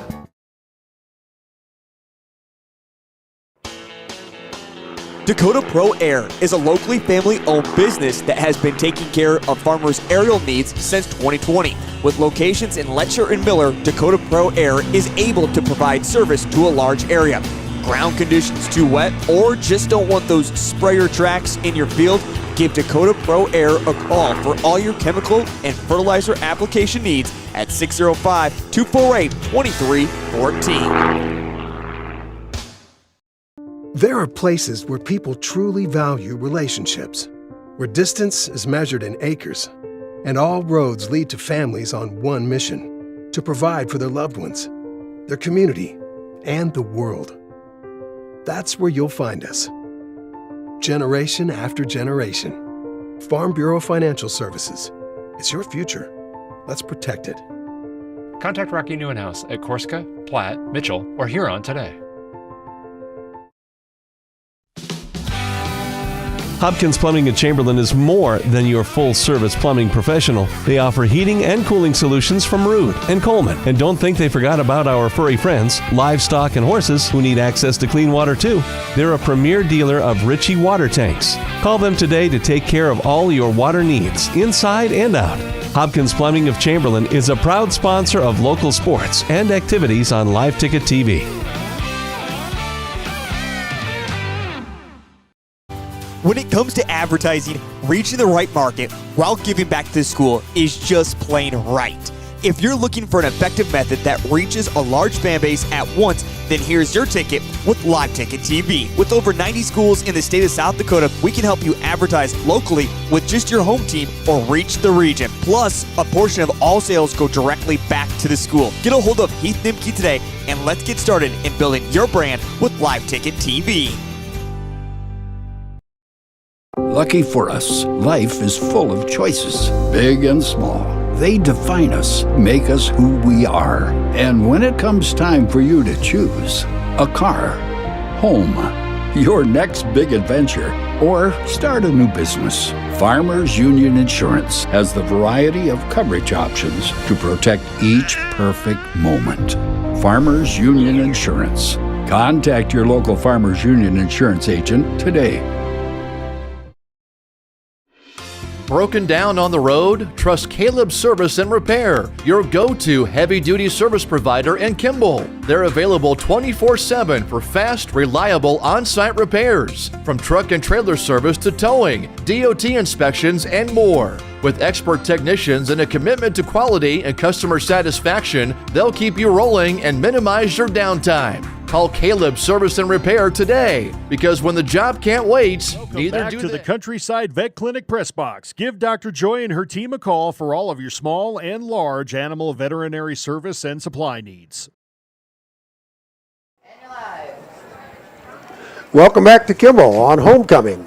It's been a successful homecoming so far for the Kimball White Lake Wildcats. We've if you're a Wildcat fan, you like the scoreboard, 37-8 with 9 seconds left in the first half. In the second quarter, the Buffaloes finally broke onto the scoreboard with a long run pass play, and it was a lateral hook and ladder gadget play, but it obviously produced their first and only score of the first half. So your score 37-8. Looks like the second half kind of dictate the same pace as we had the first half. Looked like the Wildcats are going to go out on the field, and they're going to kick off to start the second half. We received to start the first half, so they will kick to the Stanley County Buffaloes to open quarter number 3 here. We had a very interesting and distinguished halftime. We inducted some very influential members of the Kimball community into the Hall of Fame here, and well received by the fans. What a crowd here. Standing room only crowd here on homecoming, and they've been treated to an excellent effort by the Wildcats, and with the tailgate party sponsored by the F&M Bank. We thank those folks for that. They inducted Fred and Lucille. Of course, everybody knew Lucille as Sally, but Fred and Lucille Huda, and of course this is Huda Field, named after their family, and 2 of their children were here tonight to receive their honor, and for all that they've done for the Kimball community. And then Dale Taylor, of course, anybody that's been in the Kimball community here in the last 25 or 30 years knows Dale Taylor. He was the football coach, he was a basketball, and he was a shop teacher. And it was good to see Dale again. Of course, Dale just retired from teaching profession here in the last couple of years. And we're underway already here, Justin. Got a fumble. Cats think they seem to have it. It was one of those high kicks that hung up, and the receiver might have took his eye off it before he put it away. I think they're going to unpile, and who's ever got it's going to have the ball, I believe. The last man up, huh? Yeah, it looked like the Stanley County Buffaloes did retain possession on that. It'll be the Buffaloes ball at about the 32 or 33-yard line, 1st and 10 for the Stanley County Buffaloes here to open quarter number 3 from Huda Field, second half of homecoming 2025. I'm sure, Justin, we're going to see quite a few new players on both sides of the football here. Looks like some of these kids that work hard in practice all week long get a chance to play here on homecoming, and good for them. Hopefully we get to see most of them on the field here before we're done tonight. Looks like our original 9 are on the field, at least for now, and that's Zeeb back in the game, thrown out to the right flat and incomplete. Fell short. Looked like he might have had a man there. Either way, it would not have been for a very large gain. He didn't get very far past the sticks there before he turned, and obviously the pass fell short. But it's good to see Chevy Fees back out on the field walking. You know, he plays hard and gets hit hard and delivers a lot of hits, and he's been injured for a little bit at times, but he's kind of like Gumby. He comes back, and it's good to see him out there moving. He never gets a chance to rest up. He's out there on offense and defense and special teams. He's out there all the time, and he's the one that's involved in every play. Yeah, if he's not playing offense carrying the ball, he's playing defense getting the tackle, and he's that type of player where you'll get his best effort every time he's on the field. But it's third down and loss on the play. Big play there by Dalton Deffenbaugh. Wrapped up the ball runner immediately, dropped him for about a 1-yard loss, and Stanley County's going to continue to spread the field here, like they did the whole first half. Ball at the 30-yard line of their own 30-yard line. Oh, swing pass, had a man there, overthrew him. He wasn't very open, but he could have got maybe a few yards. Incomplete pass, it'll bring up fourth down. Fourth down and about 11 yards. The ball's at about the 30-yard line of the Stanley County Buffalo's own 30-yard line. Next week, Justin, Wildcats are going to have a contest. Gregory Grillas come to Kimball, right here from Huda Field. Going to be a good one. You know, we have several common opponents there. Fake punt here. Deal. Incomplete. Threw out into the flat. I see a flag on the ground, I believe. I saw that. Yeah, they faked the punt and tried to hit the receiver out there on the flat. Definitely, obviously short of any first down yardage.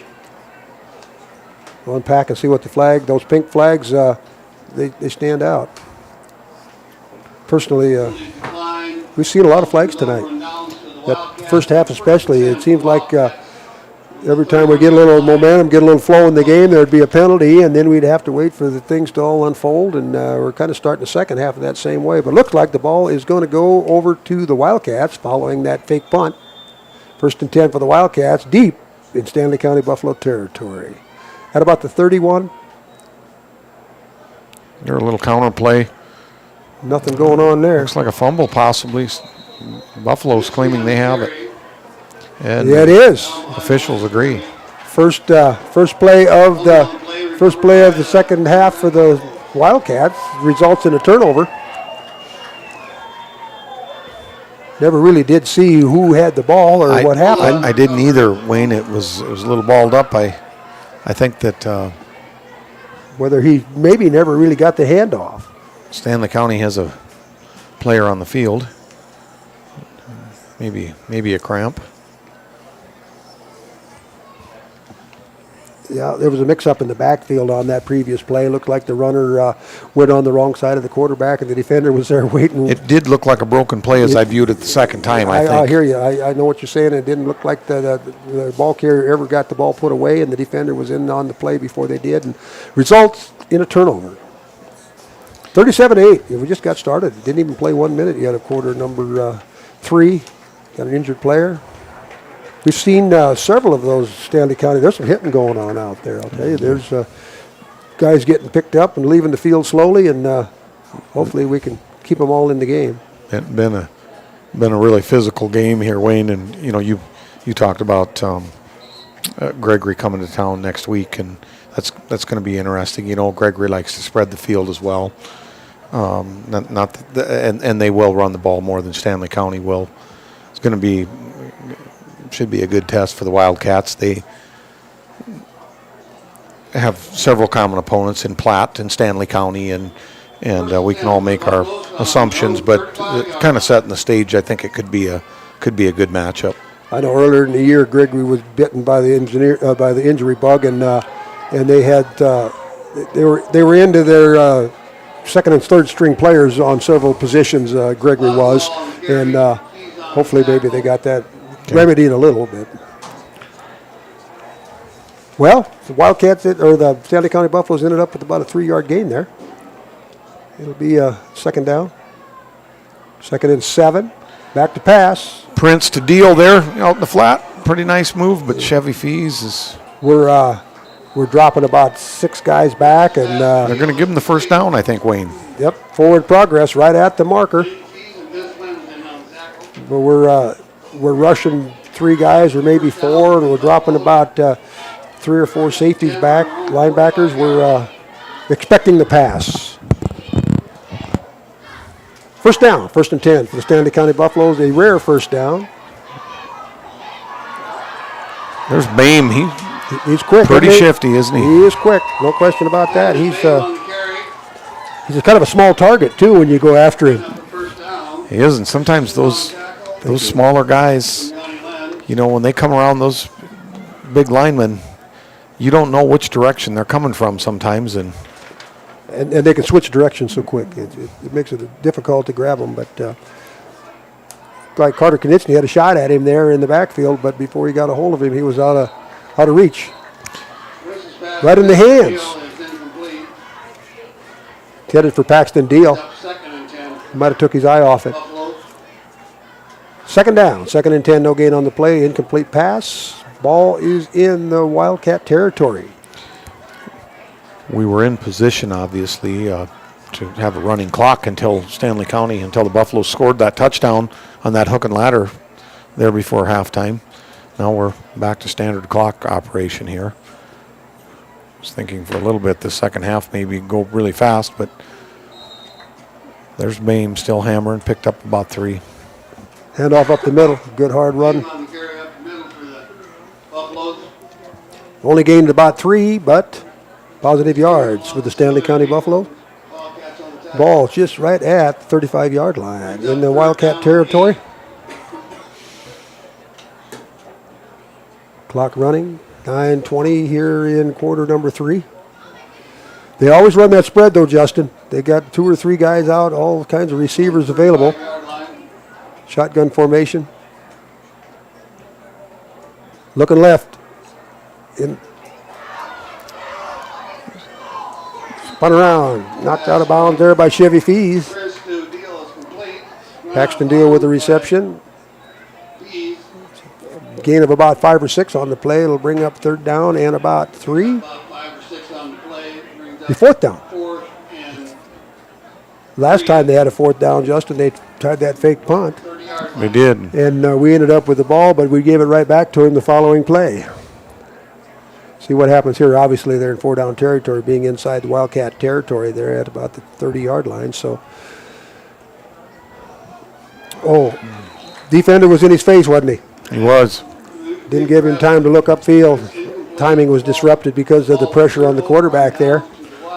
So had Prince open, he just didn't have time to set up and throw it to him. That's right. That play just did not have time to develop. So the Wildcats deny the 4th down. First down conversion, so it will be their ball.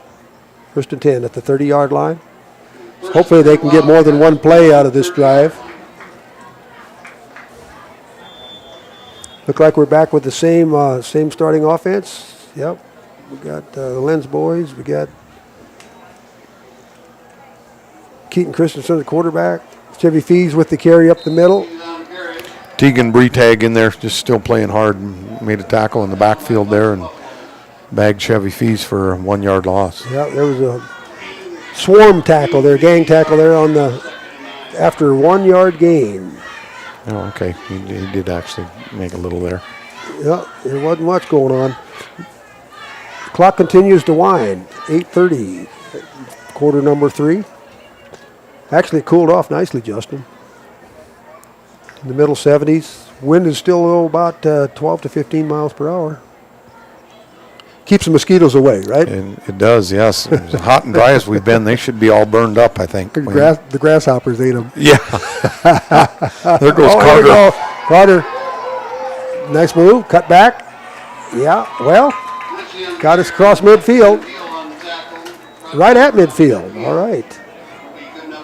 15-yard run for Carter Konieczny.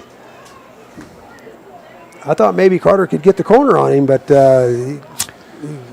Deal did a good job bringing him down there. He came up maybe like he possibly pulled a hamstring or he limped away, huh? Got cramped up possibly. He's made a nice tackle there, but he's not on the field right now. Nose of the football right at midfield at the 50-yard line. 1st and 10 for the Kimball White Lake Wildcats. Keaton Christensen hands off the middle on the quick dive. Nice yardage on that one. Johnny Lenz gets about 9, just shy of the first down. So it'll be second down and a long 2. 8-yard gain. Johnny Lenz on that dive up the middle. Those big guys up there opening holes for those running backs. 7:20. Things like we've been tearing the middle out of the field. Nobody's gotten inside the 10-yard line here yet this third quarter. One man, split wide right, 2 in the backfield. Handoff up the middle. Keaton Christensen hands it off. There's a flag on the field. Imagine that.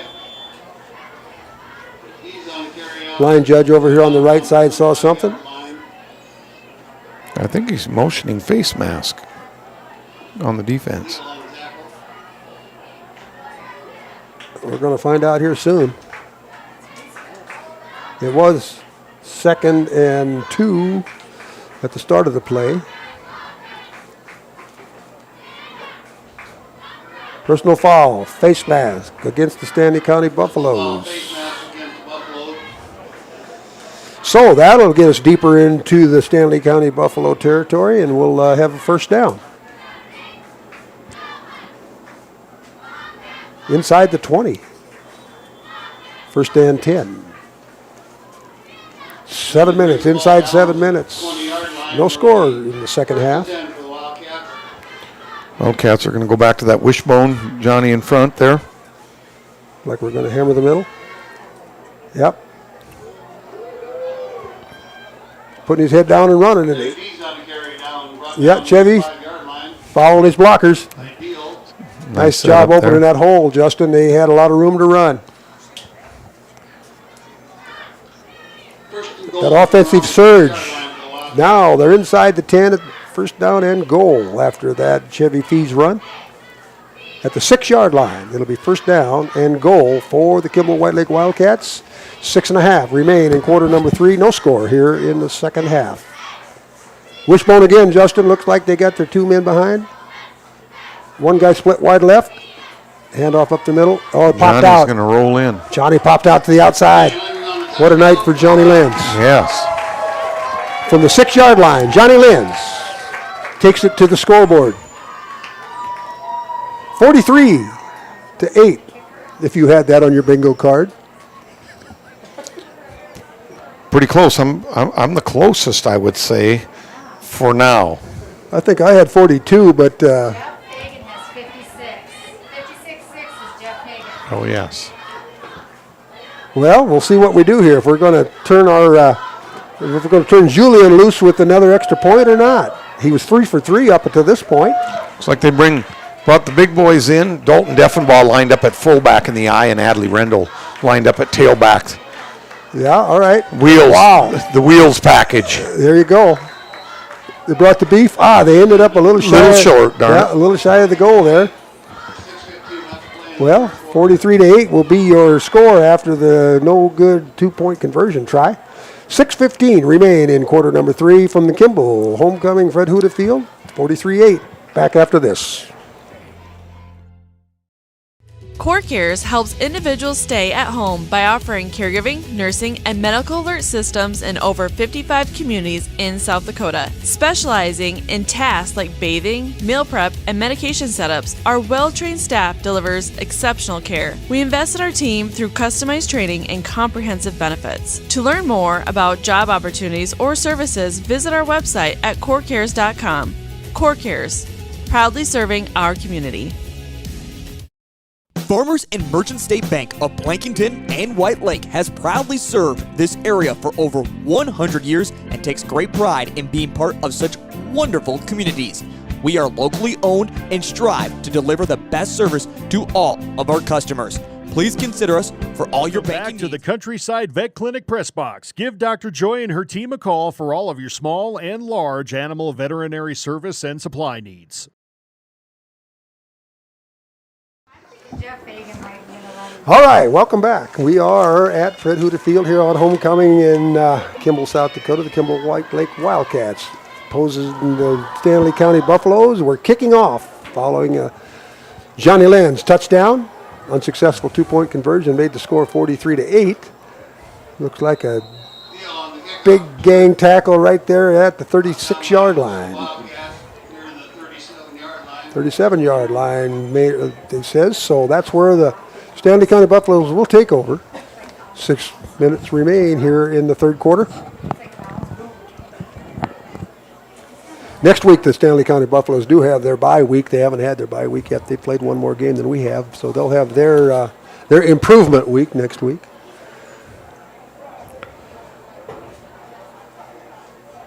Just in time, they'll finish up against Gettysburg, who last time I looked was still winless. And Wildcats will play Gregory here a week from tonight and finish up the season in Huron at Tiger Stadium against Woolsey-Wessington. Okay. That'll be a fun place. It will be.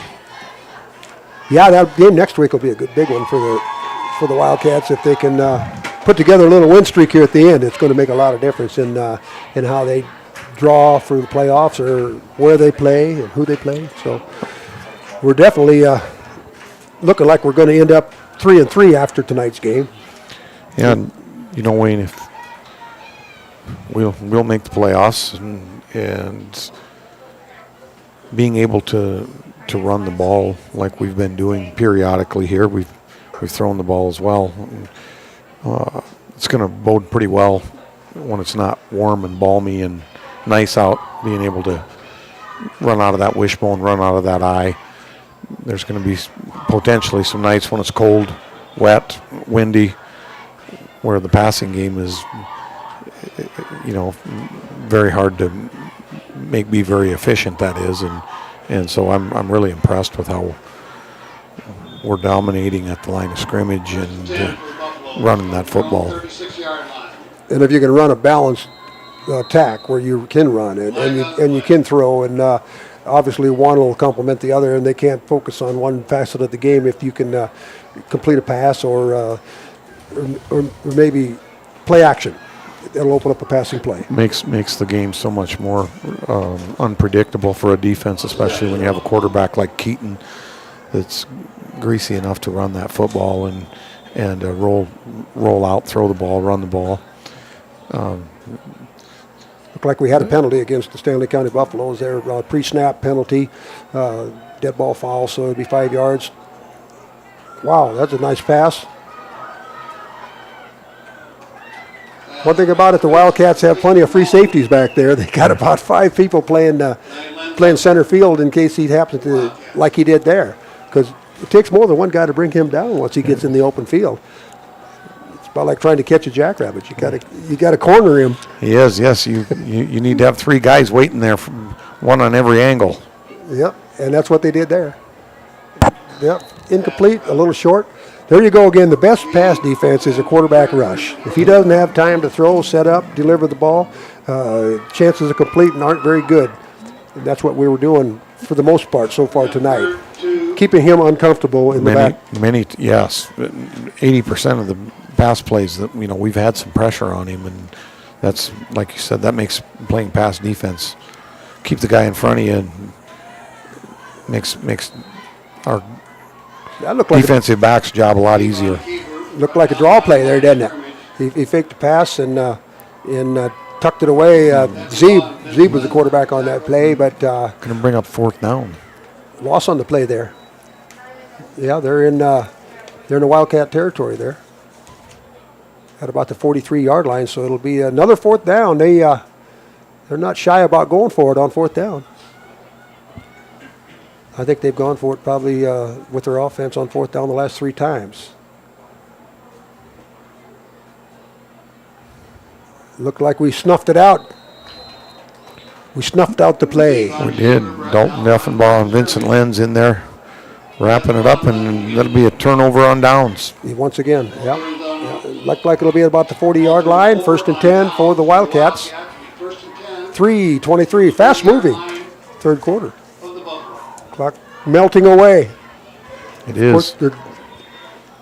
Goes pretty fast when it doesn't stop. That's for sure when there's no penalties and obviously not a lot of incompletions. The Wildcats have been content to run the ball and keep the clock moving, and at this point, that's a good, solid game plan. 43-8. Been an entertaining homecoming for the home team here. The Wildcat faithful are pretty well satisfied with what they're seeing on the field. Under the center, Keaton Christensen calls out the signals. Pitches to the right, lead blockers. Wow. Good hard run. Goodman on the carry for the Wildcats. He looked like he had a couple blockers out there, but there wasn't much opened up. He got a yard. Case Colda been around that ball carrier all night, doing a good job. 2nd down. When he's not getting sealed off. 2nd down and 9. Right at the 40-yard line, the nose of the football here in quarter number 3, counting down, 2:09 and counting. Christensen under center. Carter Konechny got an angle to the sideline. It's a foot race. Wow. It's been a hard-hitting night. It has. There's a lot of contact out there on the field. These boys are playing hard. Carter delivered a hard blow to Bothwell there. Another sophomore. Yeah, sophomore on sophomore there, huh? We got sophomore on senior, excuse me. Our offense has got some good young players out there. Our quarterback's a junior, and we got Goodman, and we got Carter Konechny, and those young fellas might be fun to watch here in the next. I'd like to know how many penalties there are at the end of this night, Wayne. We're not done yet, so. I see that something happened here to take away that good run by Carter Konechny. Stanley takes the ball back to midfield. It'll be 2nd and 20. Apparently it was a hold there. It's 10 yards back from the line of scrimmage. I never did see the official make the sign. I didn't either, but they definitely marked off the yards. Nullified a nice run by Carter Konechny. Well, got more room to work. Football right at the midfield. Keaton drops straight back. Hasn't had He's got Dane streaming down the center of the field and had a chance to make the play. It popped in the air. It did now. It was one of those jump balls, those 50-50 balls you talk about. It is. It actually hung up a little longer than maybe it should have. I got Keaton. Got arm strength, though, doesn't he? He does, yeah. He did a good job getting the ball down the field. About a 30-yard from the line of scrimmage downfield there. Well,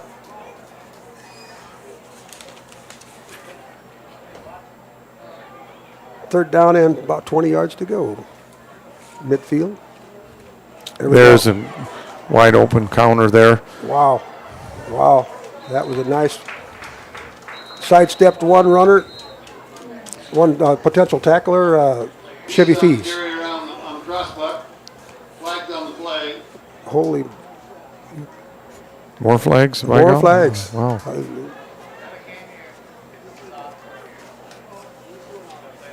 Yeah. Can't say those officials aren't earning their wages. Holding on For the certain. Wildcats is called. That's the end of the quarter. Well, we ended the quarter with the clock should have stopped with, or not. Should have stopped with the penalty, wouldn't it? Well, whatever. Yeah, they're resetting at 12 minutes.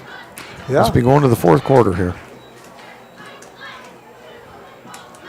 All right, I guess we expired quarter number 3 is now in the books. The score is 43-8 in favor of the Kimball White Lake Wildcats over the Stanley County Buffaloes. We'll be back for the fourth and final quarter on Homecoming 2024 from Huda Field. Thank you for listening on KWL Wildcat Live Ticket. Farmers and Merchant State Bank. Personal service, professional solutions. Locations in Plankington and White Lake. Member FDIC, Equal Housing Lender. The right nutrition, animal health, and record management is key to having a profitable cattle program. That's why you want to work with the people at FarmCo, who will take the time to learn your operation and help you grow your business. We are your full-service agriculture provider of feed, seed, animal health, farm, and ranching equipment built on terrific service. Get to know FarmCo locally owned and serving you in Chamberlain, Platte, Winter, and east of Kimball at the Paragon. Visit us online at farmcosd.com. FarmCo, feeding your future. When life gets hard and our thoughts get too much to bear, finding the resiliency within us can help us find healing. The 988 Suicide and Crisis Lifeline provides 24/7 free support for anyone in suicidal distress or emotional crisis. All texts and calls are anonymous and connect you to local resources that uphold cultural values and pave the way to healing. Find the strength within you. Find the strength within our culture. Reach out if you need help today. Welcome back to the Countryside Vet Clinic Press Box. Give Dr. Joy and her team a call for all of your small and large animal veterinary service and supply needs. All right, here we are back for the quarter number 4 of Homecoming 2024. Wayne Haynes alongside Justin Blasius, and we have Sarah Deffenbaugh on the camera, Darby Deffenbaugh on the switches and slides, keeping everybody in line. 24. It's a pleasure having you along with us. Wildcats ball. Looked like a screenplay that was sniffed out. Hands pass from Christensen to Vincent Lennon. Complete. Nobody fooled. Cronin on the tackle. Well, See Cronin, the freshman out there, making a good play About a yard on the for the play. Buffaloes.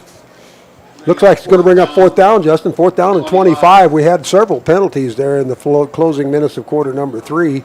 Took away big gains on a couple different occasions. Created a long fourth down for us here. Looks like we're going to see a rare punt by the Wildcats. I'm not sure if I can remember. Well, I guess we did punt the opening possession. We did there. Opening possession of the game, we punted high snap. It's a good punt. No flags yet. Home team bounce.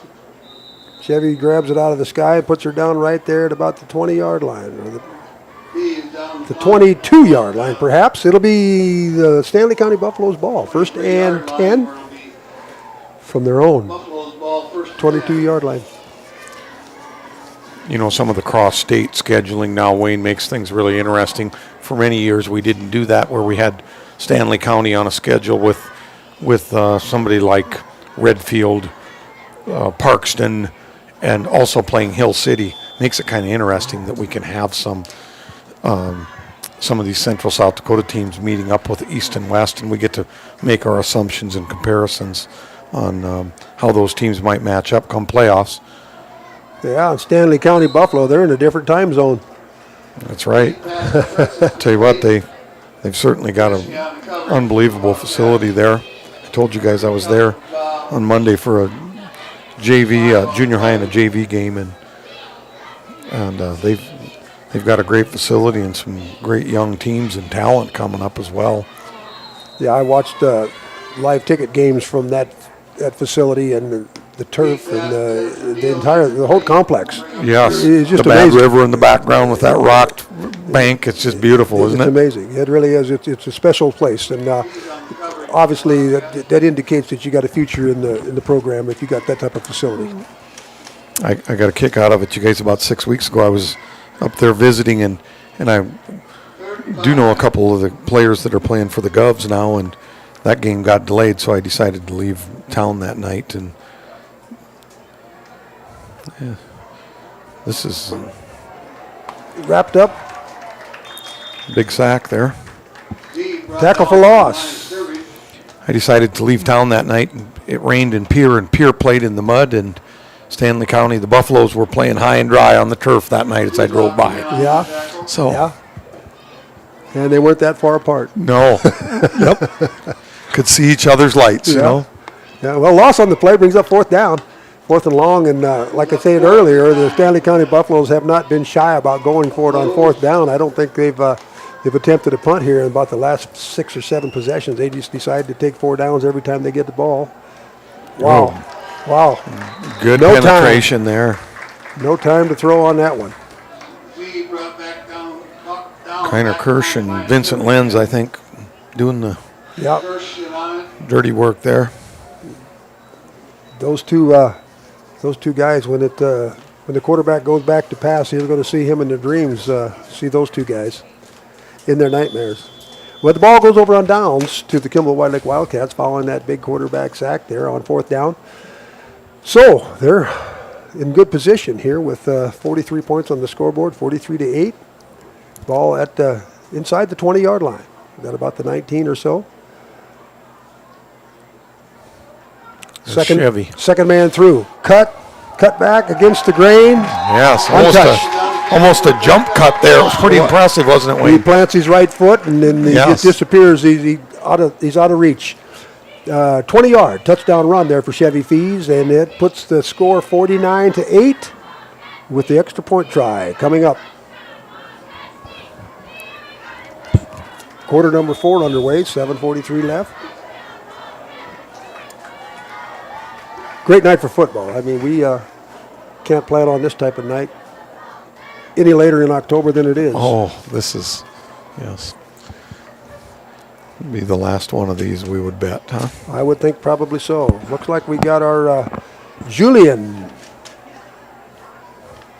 foreign exchange student, place kicker. Short. Johnny. Yep. I don't know if that was a muffed I think snap. it was. I think he's going to toss it up and see what they can do. He almost completed it. I think the snap back to the holder was short. The timing was disrupted, and he decided to scramble. Anyway, tried to toss it to his brother Vincent there, and just about made it happen. Just about a little shorter. He would have. Yeah. Well, after that, all that action and commotion, we're 49-8, and 7:48 remain. Back after this, Kimball-White Lake Wildcat Live Ticket. Fort Randall Federal Credit Union is here for you across Southeast and Central South Dakota. As a member of your credit union, you can take advantage of many ways to manage your money. They offer many different accounts to help suit your needs with your savings. Nobody likes wasting money on high interest rates, and neither do they. At Fort Randall FCU, they have all types of loans available to help you manage your finances. With locations in Wagner and Platte, Fort Randall FCU is ready for any needs you may Back have. to the Countryside Vet Clinic press box. Give Dr. Joy and her team a call for all of your small and large animal veterinary service and supply needs.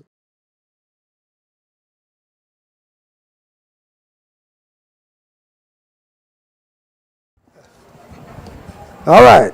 Thank you, Darby. We are back. Yeah. 49-8. That was Justin Blasius' closest on our pregame score estimate. Of course, we're not finished yet. We've got 7:48 remaining, and Wildcats kick off. Taken there at the 25-yard line. About a 5-yard return out to the 30. It'll be the Stanley County Buffaloes ball, 1st and 10 from their own 30-yard line. 7.5 minutes remain. Looks like we got a few new numbers on the field. Got Regan Myers on the field, I see that. Like we got Chevy Fees is off the sideline. Kiner Kirsch is out of the game. Got several. Well, it looks like we're going to have a timeout. Make sure we got everybody where we want them. one of our KWL Wildcat cohorts is Harry Lenz. Thinking about his brothers trying to convert on that conversion there. It made me think he's not full-time KWL Wildcats live. He moonlights as the video guy for the team as well, and so I walked over and talked to him at halftime, and one thing about Harry is he's always got a joke like that if you ever need one. So I asked him, you have a joke for me tonight that I can tell on air? He said, yes. He said, do you know what, Wayne, do you know what kind of music fish listen to? I give up. All kinds, but they like something catchy. Well, you can tell that one. You can tell that one. Well, it looked like we got Easton Nelson on the field, and we've got Adley Rendell, of course, has been on before. We've got, help me out here, Justin, Connor Stahl's out there. New set on our defense. We got Bame loose. Yep, there you go. Got around the corner, didn't take long, did it? Reese Truman had a swipe at him there, and couldn't quite grab him. Landon Bame with, he came from the 25-yard line? Yeah, that was a 70-yard run. Yeah, about a 70-yard touchdown run. That'll add up to their rushing total. 49-14, pending on the extra point. Yeah, they got quickness, no question about that, Justin. If they get an open field, you better be ready.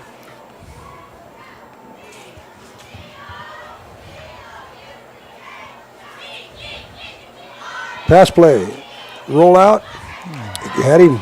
Hit Bothwell. Yep, got him open. Bryce Truman there had a step on the defender, and well thrown ball. Right in stride. Quarterback rolled out, threw on the run. Nice play. 2-point conversion complete. 49-16. Wildcats lead. Back after this.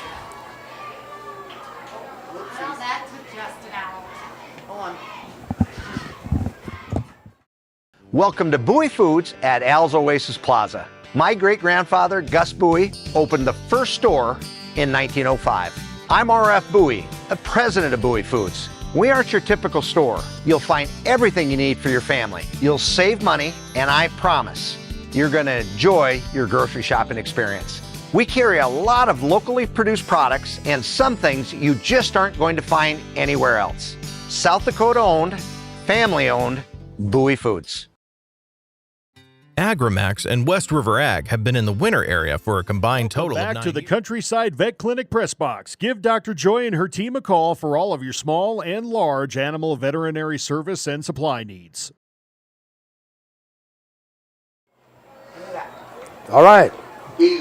Back again to Huda Field here following the Stanley County Buffalo 75-yard touchdown run and a successful 2-point conversion. 49-16, Buffalo's kickoff.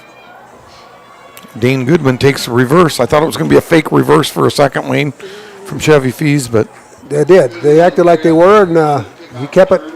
Ended up at about the 35-yard line, right in the middle of the field. So we'll see what we have for offense on the field. We did replace several defensive players. See if we got our backup quarterback or any of the backup offensive players coming on. 6.5. Counting down. 49-16. We're down to a 33-point gap, so I believe let's see. No. I guess I'm not exactly sure how that rule works. I don't either. I thought once it got closer than 35 points, you went back to regular rules again, but they're running the clock right now, even though it's only 33 points difference, correct? That's correct, according to my Aurora County math. But now they stopped the clock. I think there was a timeout after the commotion here. Okay. Yeah, I bet that's what happened there, but I thought they were running the clock. They were. They did run off 20-some seconds there, but but I think somehow or another the personnel, maybe they're discussing something with the officials here. I don't know. But May have something to do with the clock operator next door as well. Could be. Yeah, I know that that running clock situation, it's different in the first half and the second half, right? Right. And then once it gets to what it has to drop back within 20 points maybe before they stop it. I'm not real sure how that works. The guy should probably research that and find out exactly how that works. But at this point, there's a timeout on the field. The Wildcats are coaching up some new players. We've got several new clean uniforms on the field. And, of course, it's homecoming. All those young guys work hard and practice every day. And to get a chance to play in front of the home crowd here with a 33-point lead on the scoreboard, they need a little reward, too, for their hard work.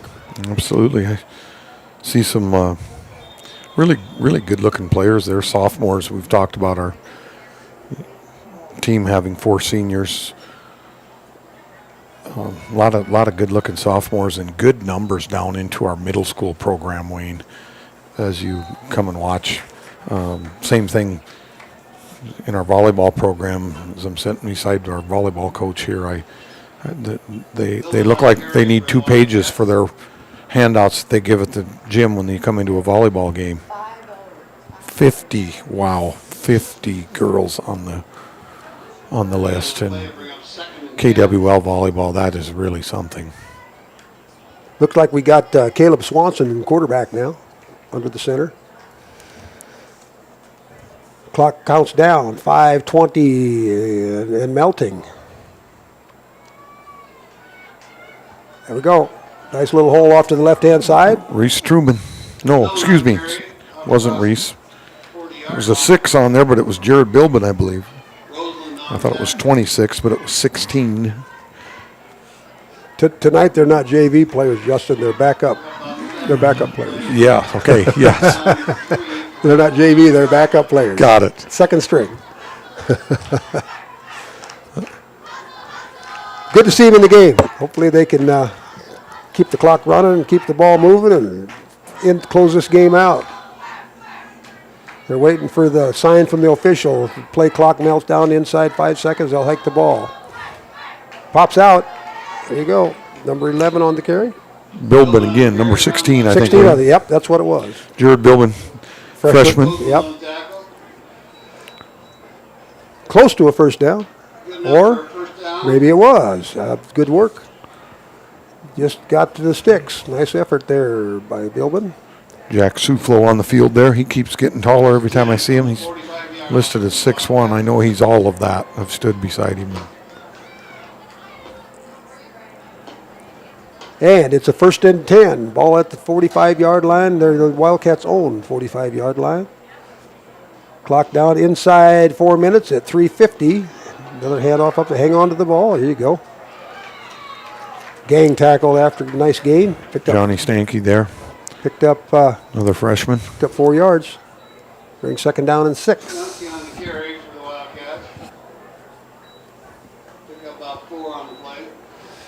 Second and 6 for the Wildcats. Ball just shy of midfield at about the 48-yard line, 49-yard line.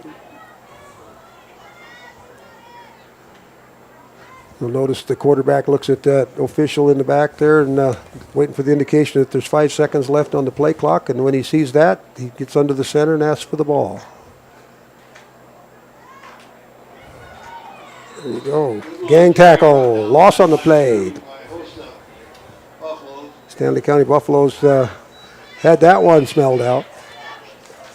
Gang tackle there for about a 3-yard loss. It'll bring 3rd down. 3rd and 9. Well, inside 3 minutes. This may be our final score, gang. 49-16. Defense played well tonight. Held them several times on 4th down. Really did.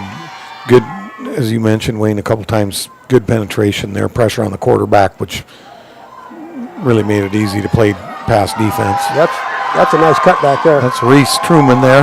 Nice run there. Very nice. Cut back against the grain. Avoided a tackler. Gain of about, I would say, close to 15 yards. Reese Truman earns a first down for the Wildcats. Ball just shy of about the 41, 42-yard line, 1st and 10. Less than 2 minutes, 150 and counting.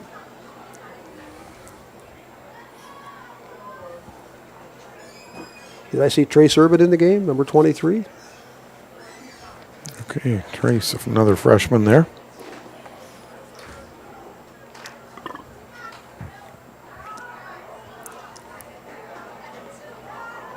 There you go. Good, strong run.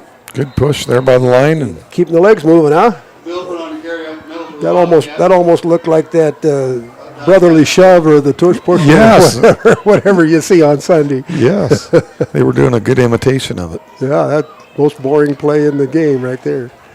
Anyway, the Wildcats ran it pretty well.